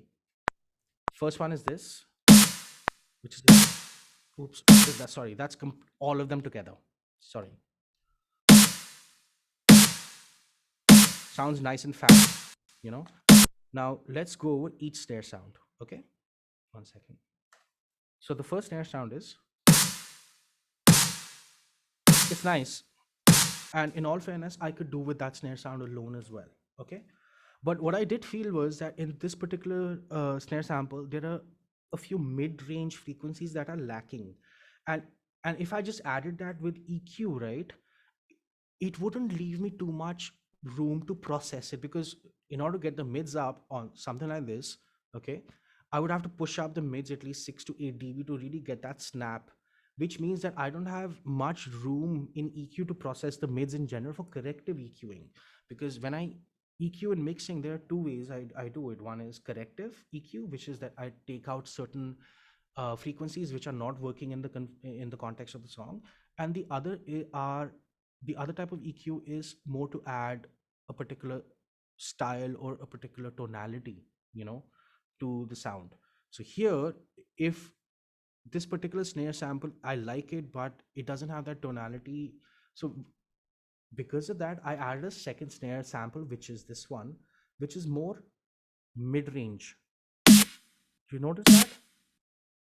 As opposed to, let's go this one, and this one is quite mid-heavy. So what it's doing is that without me having to mess with the mid-range in EQ of the snare one, I can just add this and get the same result. And also, another thing is that the reason we do layering of snares and kicks is, for example, if let's go back to the kick for a very quick minute, okay? Let's say this one, right? Now, you might say, okay, Siddharth, why not just automate the kick to have a louder signal in the chorus, right? Well, you could do that, but always remember that when you're trying to add girth to a track, right, it doesn't come through volume, it comes through frequencies. Okay, the reasons, let's say, a kick drum sounds fat or thin is not because of volume, it is because of the frequency range it covers, correct? So all I'm doing is adding more frequencies to the already existing kick sample or snare sample, or snare in this case, right? All I'm doing is stacking different frequencies. That's what I'm doing, at the core of it. Now, apart from that, because there's another third sample that I've added. Now, that's a snare AC. That means snare, wrong spelling. Now, that's an acoustic sample that I've used just to make it sound slightly more natural, okay? Because obviously the first two snares are very hyper processed samples already, right? So just to kind of, give it that organic snare sound, I've added one more sample, which is this one. Like a more natural drum sound, right? Now, by the end of it, I might go with this sound. See, if I want this acoustic snare to be at the forefront, I can do that, right? Just with these, and no EQ, no nothing, right?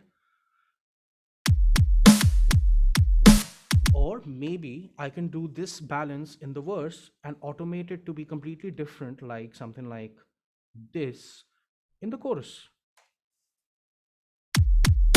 You see how the texture of the drum itself changes completely, right? So this is a good way to understand that why do producers add multiple layers of kick, snares, things like that, is not to make life difficult for them, but it is more to do with what's the frequency spectrum, how can I use it, what's the texture that I'm going for, right? For example, if I have snare 1 and 2 at the forefront and acoustic snare is very little, even snare 2 is slightly less than what it is, it's giving me a very dubstep vibe, right? Very fat, expansive snare. But if I want a more funk oriented, perhaps a more funk oriented, more French house kind of sound, Daft Punk, aka Daft Punk, that kind of vibe, I might just go for this balance. Or on the second hit of everything, I can introduce snare 1. So it'll sound like,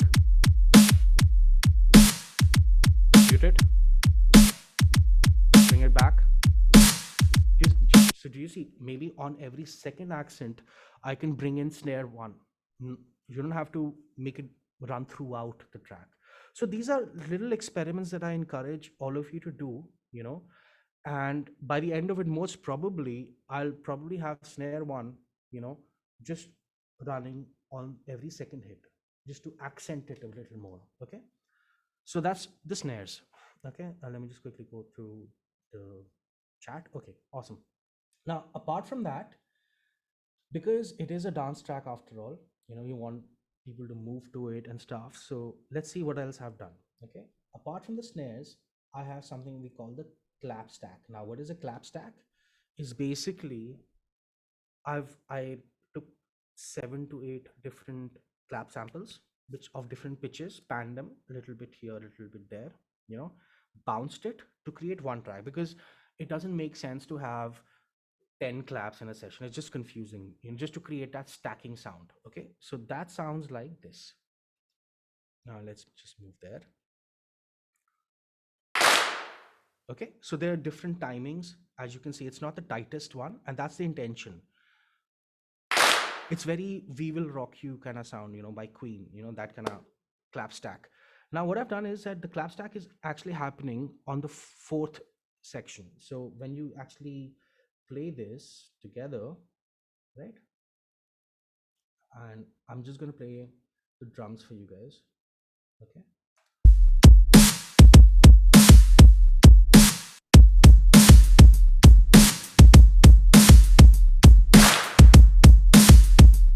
so one, it is concluding the loop, and it's also adding this sense of grandness, you know.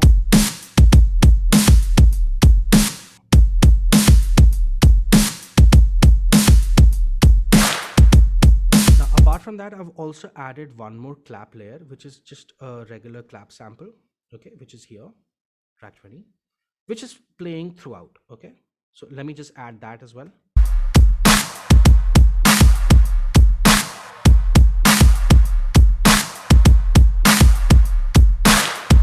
So do you see what happens on the last one?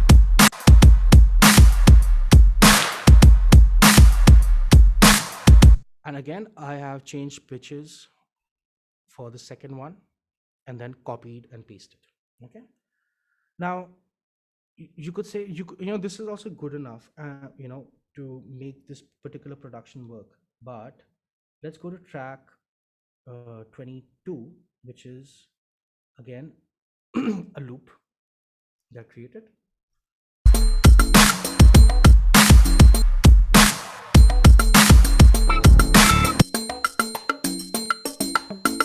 Very tribal sounding, but what it does is it adds movement again, and that's the whole thing. I think movement is very important within the production. Okay, so when you hear this without it, now you feel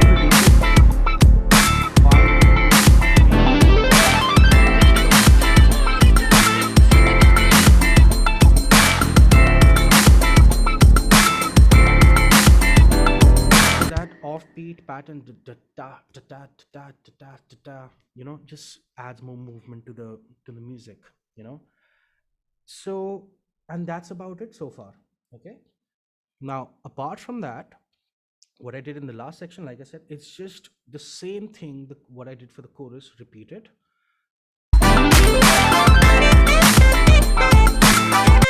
Added this, and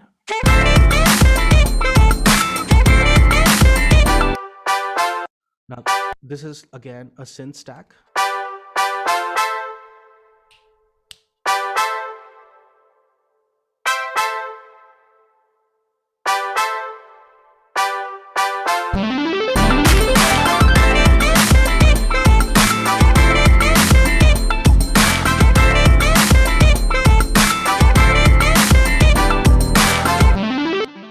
So just to conclude this section, okay, and if you guys like, we could touch synthesis a little bit. I can make some changes, but this is a typical scenario for how you add your own sounds, loops, your own production skills on top of something like an existing track, similar to what we would get in grade 5.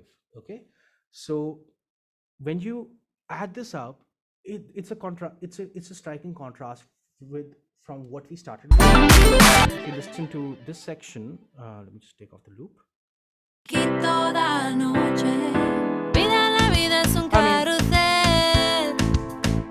I mean, it sounds like, you know, one of those old arrangers from the 90s, you know, the keyboards we used to get and the stock beats on it. I mean, it actually sounds like that, right? And just a disclaimer, when you get your Rockschool stems, they sound amazing, by the way, because they've been recorded really well. Just you know, clarifying. Vamos a disfrutarla. From there, mi canción favorita. Siente tu calor, tú me haces loco. Somos aquí toda la noche, aquí toda from that to the final, so-called, not final, but almost there, kind of scratch, as I may call it. Mi canción favorita. It sounds Siento tu significantly calor, better. tú me haces loco. Somos aquí toda la noche, aquí toda la noche. Mi canción favorita. Siento tu calor, tú me haces loco. Somos aquí toda la noche, aquí toda la noche. Mi canción favorita. Siento tu calor, tú me haces loco. Somos aquí toda la noche. We'll just hear it once so that you guys can absorb everything. La vida es un carrusel. Vamos a disfrutarla. Es para mí, para ti. Es un carrusel, es un carrusel. Fino al amanecer, la la la la la la la. A mirar la luna, la la la la la la. Fino al amanecer, la la la la la la. A mirar la luna, la la la la la la. Mi canción favorita. Siente tu calor, tú me haces loco. Somos aquí toda la noche, aquí toda la noche. Mi canción favorita. Siente tu calor, tú me haces loco. Somos aquí toda la noche, aquí toda la noche. Now, before I just, end this particular section and the session, I just want to quickly touch on vocals. Now, of course, this is a sample, so a lot of times samples are processed, but I still think this can do with a bit of work. So let's just solo this section, okay? And I'm gonna first cater to the loudest, or the section that I want to be the loudest or the most prominent, which is the chorus. Favorita. Siente tu calor, tú me So usually I would start with compression. Okay, so let's just put a stock Logic compressor. favorita. Siente tu calor, tú me haces loco. Somos aquí toda la noche, aquí toda la noche. Well, because it's processed, it's already sounds good, but Favorita. Siente tu calor, tú I do feel that attack could be slightly faster, favorita. Siente tu calor, because when she's speaking, the first word of every line, it's a bit too in your face. favorita. Siente tu calor, tú me haces loco. Somos aquí toda la noche, aquí toda la noche. Favorita. Okay, so everybody familiar with compression in general, right?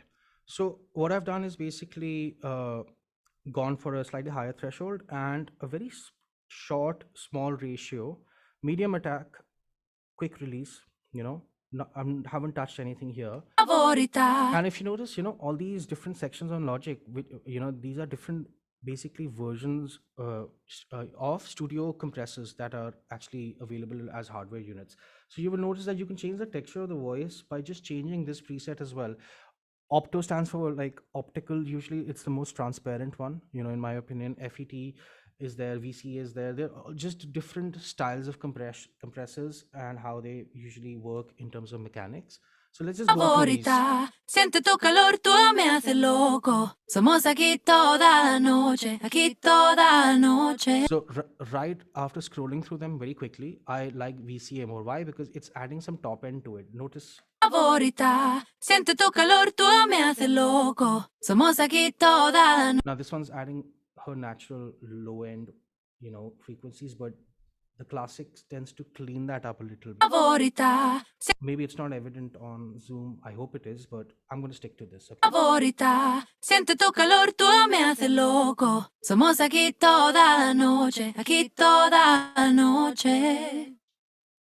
Favorita. Siente tu calor, tú me haces loco. I like that.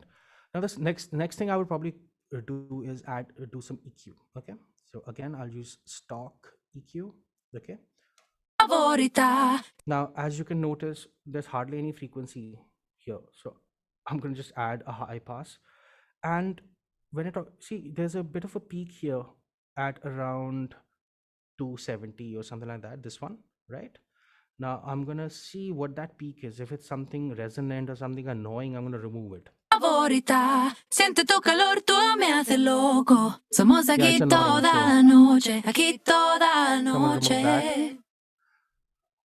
favorita. Now, if you notice, there's actually a bit of hollowness around the 400 mark. So maybe I'll add something there. Let's see what happens. Like, Favorita, siente tu calor, tú me haces loco. Somos aquí toda la noche. and I'm doing this very quickly. Please just keep that in mind. I mean, Favorita, now the thing is, if you notice, when she's the transients on her voice, they're a bit, jarring to the ear. So there's something in the high mids which I don't like. So I'm gonna just try to get that frequency and remove it. So what I'm gonna do is make a very short cue, increase it, and see what's favorita, resonating. siente tu calor, tú me haces loco. Somos aquí toda la noche, aquí toda la noche. This one.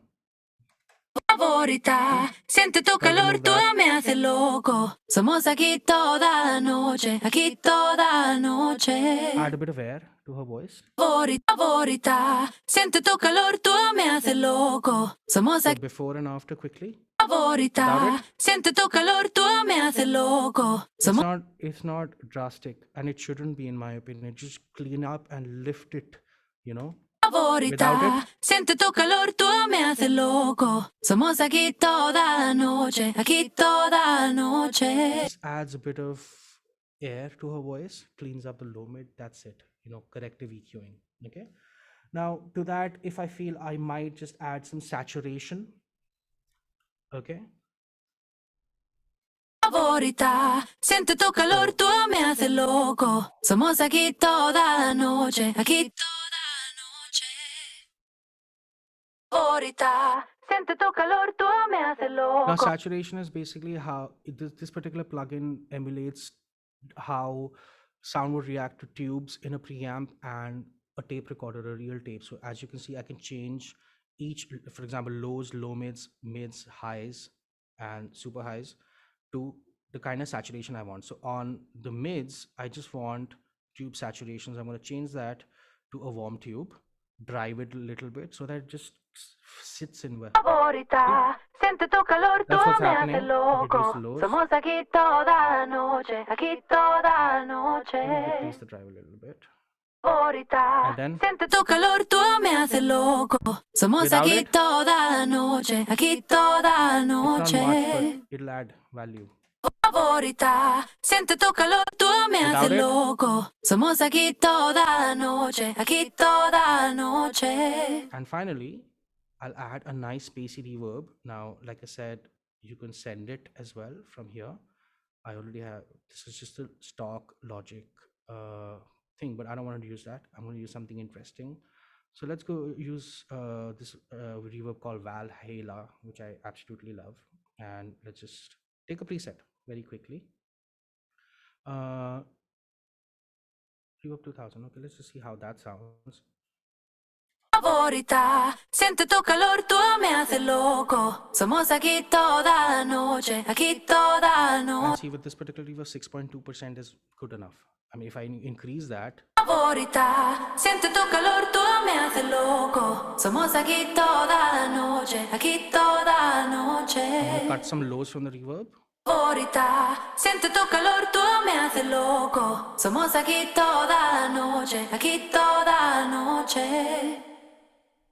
Favorita, siente tu calor, tú me haces loco. Somos aquí toda la noche, aquí toda And la finally, a lot of times you'll get these sounds like the s, which really peaks in your ear, especially with reverb. So I'm going to add something we call a De-Esser, okay, very quickly. And it should be here, yeah. Okay, so what a De-Esser does is just captures the high frequency sounds, okay? Favorita, siente tu So calor. when she says senta, right? Favorita, siente tu calor, tú me haces loco. Somos aquí toda la noche. So it's just capturing those very high frequency transients just to control them a little bit, okay? And let's hear it now once without processing. Favorita, siente tu calor, tú me haces loco. Somos aquí toda la noche, aquí toda la noche. Favorita, siente tu calor, tú me haces loco. Somos aquí toda la noche, aquí toda la noche. Favorita, siente tu calor, tú me haces loco. Somos aquí toda la settled into the mix, and of course with automation, I can change all those things. So there you have it. So, from something that was basically a scratch, we got something of consequence. And of course, this can only get better now. Obviously, we have time constraints right now, so we can't, dive totally into it, because obviously then it would take the entire day. But I think I'll stop there. And if you guys have any questions or anything that you want to know in particular, please feel free to ask questions. Ritesh, I'll let you take over. Yeah, one question I have is at what stages in this process should they be taking the screenshots for as part of your exam? Okay, so the thing is that, of course, as far as the screenshots go, the first is when you're starting the session here, right? And I also recommend that you basically, open it up wide so that, they know. And the other thing is that, we were talking about color coding. So for example, right now I've color coded different sections. Okay. What you could also do is, for example, if this was your original piece, right? And if you just go to colors, okay, you could color those, let's say this particular color. Okay. And then all the stuff that you've added could be a different color as well, or all the different layers that you have right now. Like obviously I have multiple colors, but you could, change the color to these, and so that it just looks more presentable, in the sense that, for example, here, this was our original file, the files provided, similar to what we have here. Okay. I'm going to change this color to that. Okay. So that's one. So the examiner automatically knows, oh, these are the original files. Okay. Then what I like to do is usually, for example, I will take all my drums. Okay. And this is something you guys, I think, can definitely do. Okay. All my drums sections, which are mostly what it is in this production. Okay. And I might give them a particular color. Okay. Now, apart from that, my basses could be a different color. My guitars could be a different color, so that one, the examiner knows that they're from the same group. That's the important bit here. Okay. The other thing is, as you saw, I just moved them up here, right? It's always a good idea to keep similar instruments together. Okay. So like now I've placed all the drum sounds together. So now I know that, oh, all the orange sounds are drums. Okay. Oh, guitar is green here, right? Perhaps percussion loops could be pink. Okay. So when, the session opens up, it's more evident visually what's happening, so that's something I recommend that you do. And once you've taken these screenshots, the time to take these screenshots is when you've done all this. Okay. There's no point, going in and start doing it at the start of the process. If you notice, I actually have renamed certain files here. Of course, when I bounce them, they were called whatever, bounce XYZ, right? But you can actually rename files by just clicking here. And let's say if I didn't want it to be Afro percussion, I could just call it perk 1, and see, it changes in the session view, right? You see that, right? Now, for example, this sound looks very confusing. 95 A minor, the examiner might be, what is this? So just change that to va loop. So that, instantly I know. And similarly, like as you notice, all my tracks are very well laid out, except for this one, which I'll rename now, So instantly I know what's going on. So take screenshots of the before and after, firstly. Okay.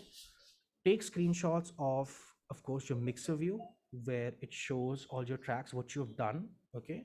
And take screenshots of your session arrangement view with the color changes and all the changes in the loop sounds and the loop names as well. Okay. What about this thing, like all the things that you did to the voice right now? Like, there's so many. Yeah. So they won't really be audible. Like, will the examiner be able to listen to all those things that you've done? Possibly not. So do you want to have screenshots of all of the things that you've done with this saturation and EQ and stuff like that? See, I'll tell you what. Maybe you can skip one step, which is de-essing. Okay. Mhm. But usually when the examiner is looking at it, now in grade 5, mind you, the task is not mixing, right? Mhm. The Mhm. task is to add arrangements or add sections on top of originally existing stuff, right? Mhm. But this is stuff that will most probably be done in grade 8. So I've Mhm. skipped the line a little bit. Okay. Mhm. But it is in the context of a song. So the thing is, for example, let's say I added reverb to that shaker. Okay. Mhm. Mhm. So when the examiner is reviewing your session, it's not that they will not go into the mixer view and have a look. They will obviously have a look, and if you've done something there, they will see, okay, is this done for creative freedom or is it done just for the sake of adding a plugin? So you don't necessarily at grade 5 need to add all these plugins to process audio. Only if it adds some form of creative purpose, then you can do it. But the But screenshot should be taken of those plugins as well, so yes, they can yes, see what yes. settings you're done with them, Yes, right? if at all you've done any processing, yes, you should take screenshots, like open that up and take a screenshot and say, okay, and of course mark the screenshot that this is at this, Mhm. and this is what it's doing. Okay. Yes, Sir, for the that automation and panning screenshot also need yes. to show. Yeah. Firstly, the thing is, in grade 5, technically there's no automation required, but if at all you are doing any automation, absolutely you'll have to show that screen, because here's the thing, it's not required, but if you do it right, Yeah. and if the examiner appreciates the reason you've done it right, then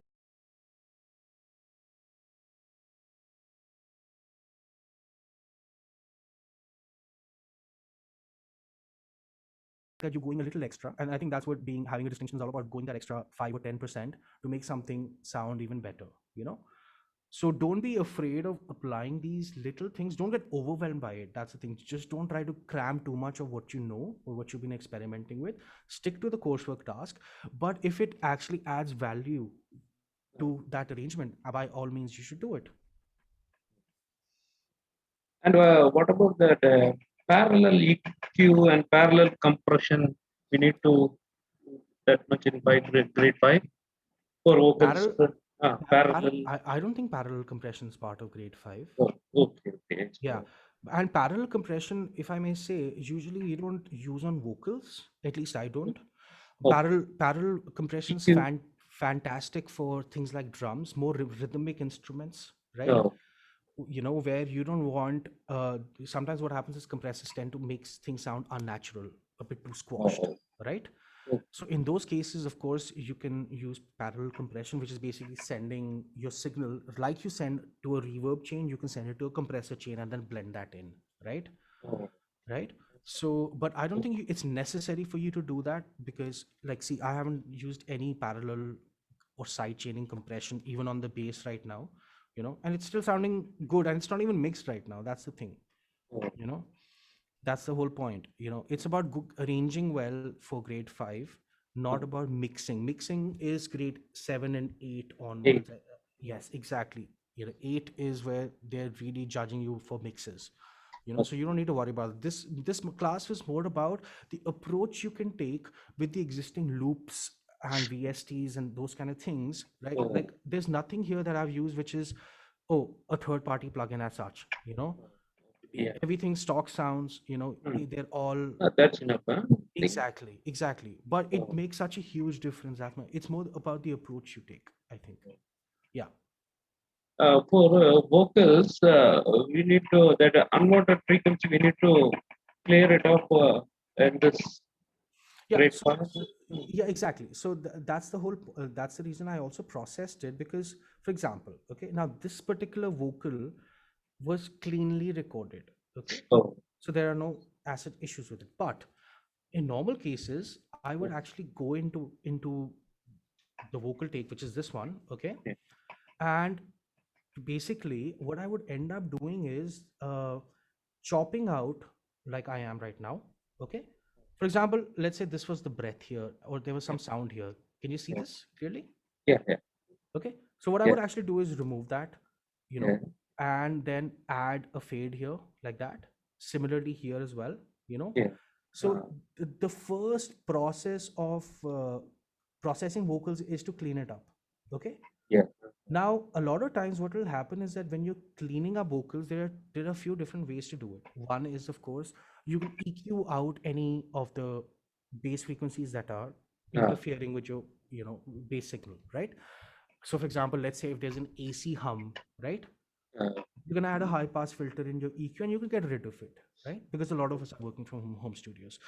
For example, if there is more sound, let's say you were working in an untreated room, bahar se auto ki awaaz aa rahi hai, ye ho raha hai, wo ho raha hai. You know how it is, right?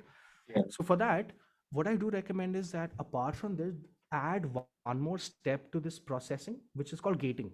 Now Gating, that will, yeah. Okay, so if you add a noise gate, which is, where is it? Yeah, here it is. Okay, now I've added it to the end of the chain, but you guys should add it to the it should be first. Okay.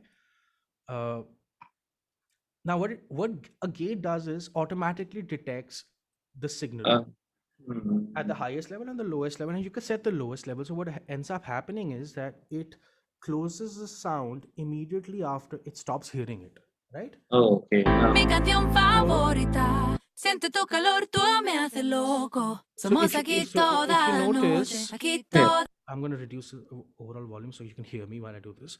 When the singer stops singing, you'll see that the gate goes to close rather than open in the default setting too. Mi canción favorita. Siente tu calor, tú me haces loco. Somos aquí toda la noche. Aquí toda. So I could increase that sensitivity or decrease it. Okay. For example, actually, it will affect the echo. I'm sorry. It will affect the echo or reverb in the vocal. No, so right now I've removed them because if I added a gate after reverb, it would also cut the reverb. See? Yeah. Or rather, it wouldn't close the gate at all because there's a tail happening. See, as soon as I turn on the reverb, which is here, see what happens. The gate remains open. Mi canción favorita. Siente tu calor, tú me haces loco. Somos aquí toda la noche. Aquí toda la noche. Yeah. Mi canción favorita. But if I remove that. Mi canción favorita. Siente tu calor, tú me haces loco. Somos aquí toda la noche. But let me turn it on. Toda la noche. Mi canción favorita. It takes a longer time to close. So gate, I feel, is the if you're cleaning up something, the first step would be actually I would say manually edit it out. Yeah. You know, that is better, I think.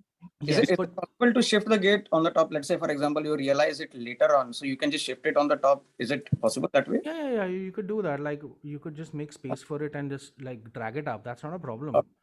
But in terms of signal chain, I would normally put a gate first. Okay. Like I said, first edit, then put a gate. Okay.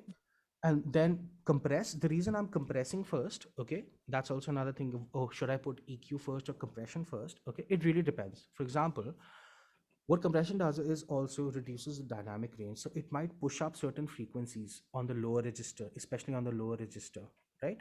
They'll come up. So your judgment of EQ will be better with a compressor first. Right? So, but if you put it off first, then it's like, I know I don't want to compress any of the lower frequencies or higher frequencies. So it really depends. Now, a lot of compressors, apart from the Logic compressors, for example, Fab Filter, you can actually choose the EQ spectrum, which has to be compressed. So if you just want to compress the mid-range or the low end, those are slightly more advanced features, but you could do that, right? But the way I look at it is that if I want to be more surgical with EQ, I might put EQ first.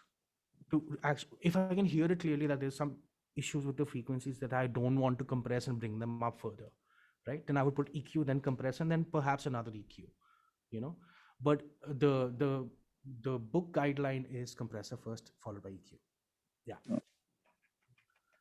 Okay. Any other questions? Yeah. One more thing. When it regards to when you're talking about the screenshots, like for example, there are too many screenshots. Do we have to doodle it, arrow it, and say this particular plugin belongs to this track or something, or just rename the file of the screenshot? No. For example, if you open this up, right? Yep. The plugin actually says the title. It's on the SoCal kit, right? Okay. For example, this compressor was on my vocal, right? It says sample vocal here. So I Got it. don't feel the need to do that because it is labeled. But yes, your files should not be named screenshot, dated, and the bracket thing. Name it, okay? Screenshot, and you could use abbreviations. I think SS screenshot dash, for example, track number, bracket, Yeah. what track it is, so that the examiner knows. The other thing is that if you number them correctly from left to right, that's another Yeah. approach. Yeah, followed by the tracks. Got it. Exactly. So that the examiner knows it's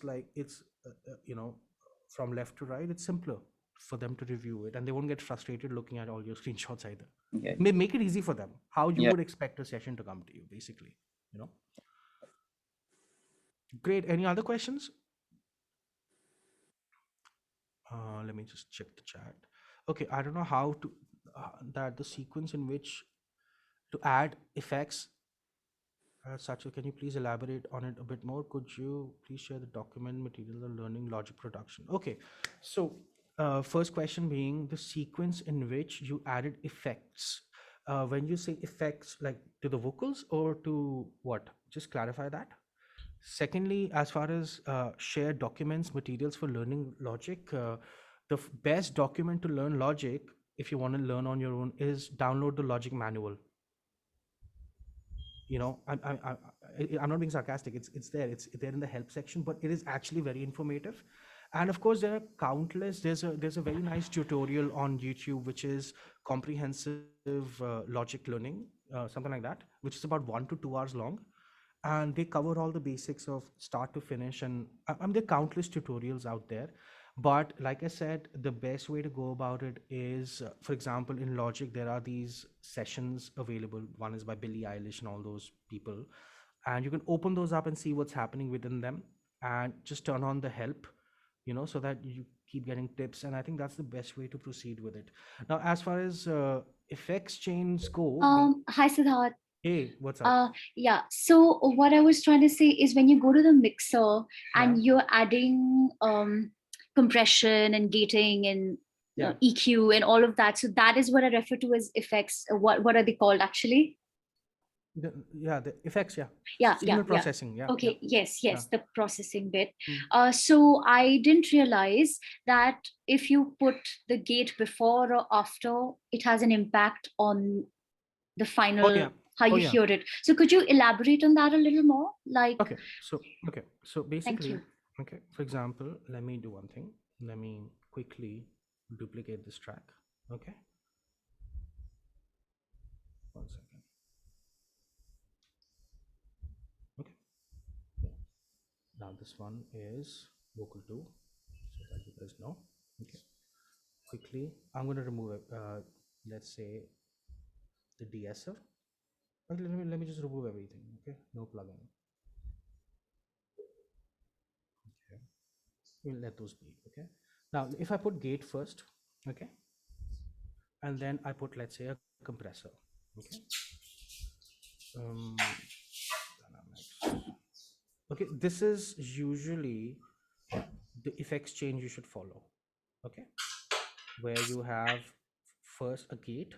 Okay, followed by compression, okay, followed by some form of textural change. This could be a saturator, this could be another EQ as well, okay. For example, this could be a surgical EQ where you're removing all, let's say, room frequencies that were recorded while you were in your home studio or something like that, followed by something that just adds texture to the mid-range, like tape modulation or warm tube emulation on your mid-range, things like that, okay. That's just to add a character, okay. That is usually followed by a De-Esser if it's required, and finally reverb. Now usually reverb would be sent via the bus, okay. But if I want my reverb to be constant, that I kind of like the way it is, I can put it on a plugin as well, okay. Now the difference I was saying between putting a gate first and last would be that if the gate is put, let's say, last in chain, right after the reverb, what does a reverb do? It adds a sense of space to your dry signal, right? But it also does, what it does is adds a tail, right? If you hear the sound of this and I put on, let me just turn on the EQ because you'll be able to see the graph then. Okay. And let's just hear this without reverb. Mi canción favorita. Notice here, Siente tu okay? calor, tú me haces loco. Somos aquí toda la noche, aquí toda la noche. Ends, right? Mi canción favorita. Siente tu calor, tú me haces loco. It's richer. Somos aquí toda la noche, aquí toda la noche. But what's happening is reverb's also adding a sense of sustain to your vocal. Okay. And what a gate does is basically as soon as there's no audio, it closes it down. So what will happen is that if you are gating right after a reverb, it won't close out, because the reason you're adding a gate is to remove unwanted noise. For example, when you're singing and there are spaces in between sections, you're basically being a lazy engineer by putting a gate because you don't want to edit out those parts, cut them and remove them and put fades on them, right? What a gate can do is automatically just stop the sound there, right? But if you put it right after the reverb, it would also stop the reverb tail. That's what I'm trying to say. Okay. And also that right before compressing, if you, for example, let's say had an AC duct sound, right, while you're recording, home studios may, a lot of times that happens. Or let's say you had the fan on or something, which are mostly like, for example, AC sounds are around 80 hertz and below. Okay. Which come, from the room. Now, if you had put a compressor first in chain without the gate, you would also end up increasing the noise floor of your signal. Okay, that's what happens when you don't use a gate. When you put a gate, what you're doing is as soon as it hits the noise floor, you're stopping the sound, so it's not getting detected by the compressor. So what the compressor is getting ideally is a clean signal thanks to the gate. So it doesn't register any of those horrible frequencies or horrible sounds that are coming from the background. It is only registering the pure signal, which is the voice in this case. Okay, That's understood. what I'm trying to, yeah. Okay, that's amazing. So you're saying that if the gate is the first plugin that you've used, the signal first goes into the gate, then your next plugin gets that process signal to work on. Yeah, exactly. Yeah. Okay, I didn't know that. Okay, that's fine. That's fine. Basically, gate pehle lagana chahiye. We should use the gate pehle first, and then compressor. Then compressor. So in this order in particular, or just gate first, compressor, and then you can mix and match, or it has to be ideally this particular sequence? See, the thing is, for example, I'll tell you, like I said, gate and compressors, and the first, right after that, what I have something called corrective EQ, although it's just a high pass here. Okay. Ideally, what I would do there is just remove certain frequencies that are bothering me, like I've done in this one, right? See, I removed a little bit about 2.2K, those certain resonant frequencies that I feel were just like being annoying, right? Now, in a real world scenario, what I would do is after that, I would add saturation. And after that, I would actually add another EQ to add character sounds. Meaning, for example, if you go into Logic and you go into EQ, there's a thing called vintage EQ collection. I would actually add a EQ, which is emulating a Neve, right? And this would be what I call a character EQ. Okay, where I'm adding, let's say, more highs. Siente tu calor, tú me haces loco. Somos aquí toda or more, noche, aquí toda noche. Whatever. I'm just doing this quickly. Now, the second EQ would be for building some kind of a character with this voice. The first EQ is always about getting rid of problems. That's what I'm trying to say. So what I would say is, before getting in, the first purpose of mixing or processing audio is to treat the problems. That's what we did with gating, compression, and the first EQ. After that, we're like, okay, let's add some character to it. That's what we're doing with the other three plugins. And always by default, they go in series, meaning first the gate, whatever you put first goes into the second one, into the third, into the fourth, so on and so forth. And like a gentleman mentioned, parallel compression, things like that. So that's a different thing. So either you can run effects in series or parallel. In this case, in your plugins, because it is, see, at the end of it, the mixer is, emulating a real mixer. In a real mixer, like an SSL or a Neve, you'll actually have EQs. The gate is one of the first things that's there. If you notice an actual photograph of a console, that's how it is placed. So I'm basing it on that. my signal flow, if that makes sense. Okay, yes, it does. Thank you so much. I have No a problem. couple of more questions, if that's okay. If there's no time, it's okay. I will. Ritesh? I'm not sure because I do have the meeting starting in 10 minutes. It's already more than I expected. Great. So Yeah. anyway, so let's just do the Ritesh. So I think let's just close it, and Shwangi, you can always send me an email or something. Cheers. For, Thank you. yeah. Okay. Yeah, So, I will just share Siddharth's email ID. yeah.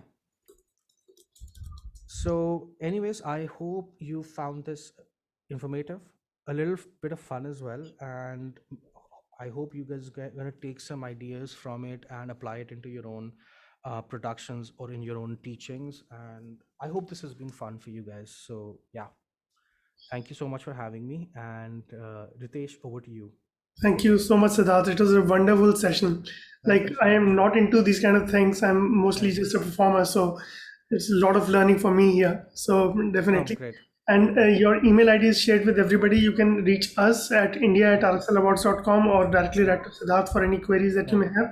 Yeah. And just keep in touch. And we hope to see you using the syllabus more and sending more entries for Rock School as well. So thank you so much. I hope you enjoyed the session. All right, guys. Thank you so much. So I guess we'll call it a day. I've Yeah. already taken quite a bit of time. So anyway, Thank I'll see you you. guys. Thank you. Okay. Take care. Bye, guys.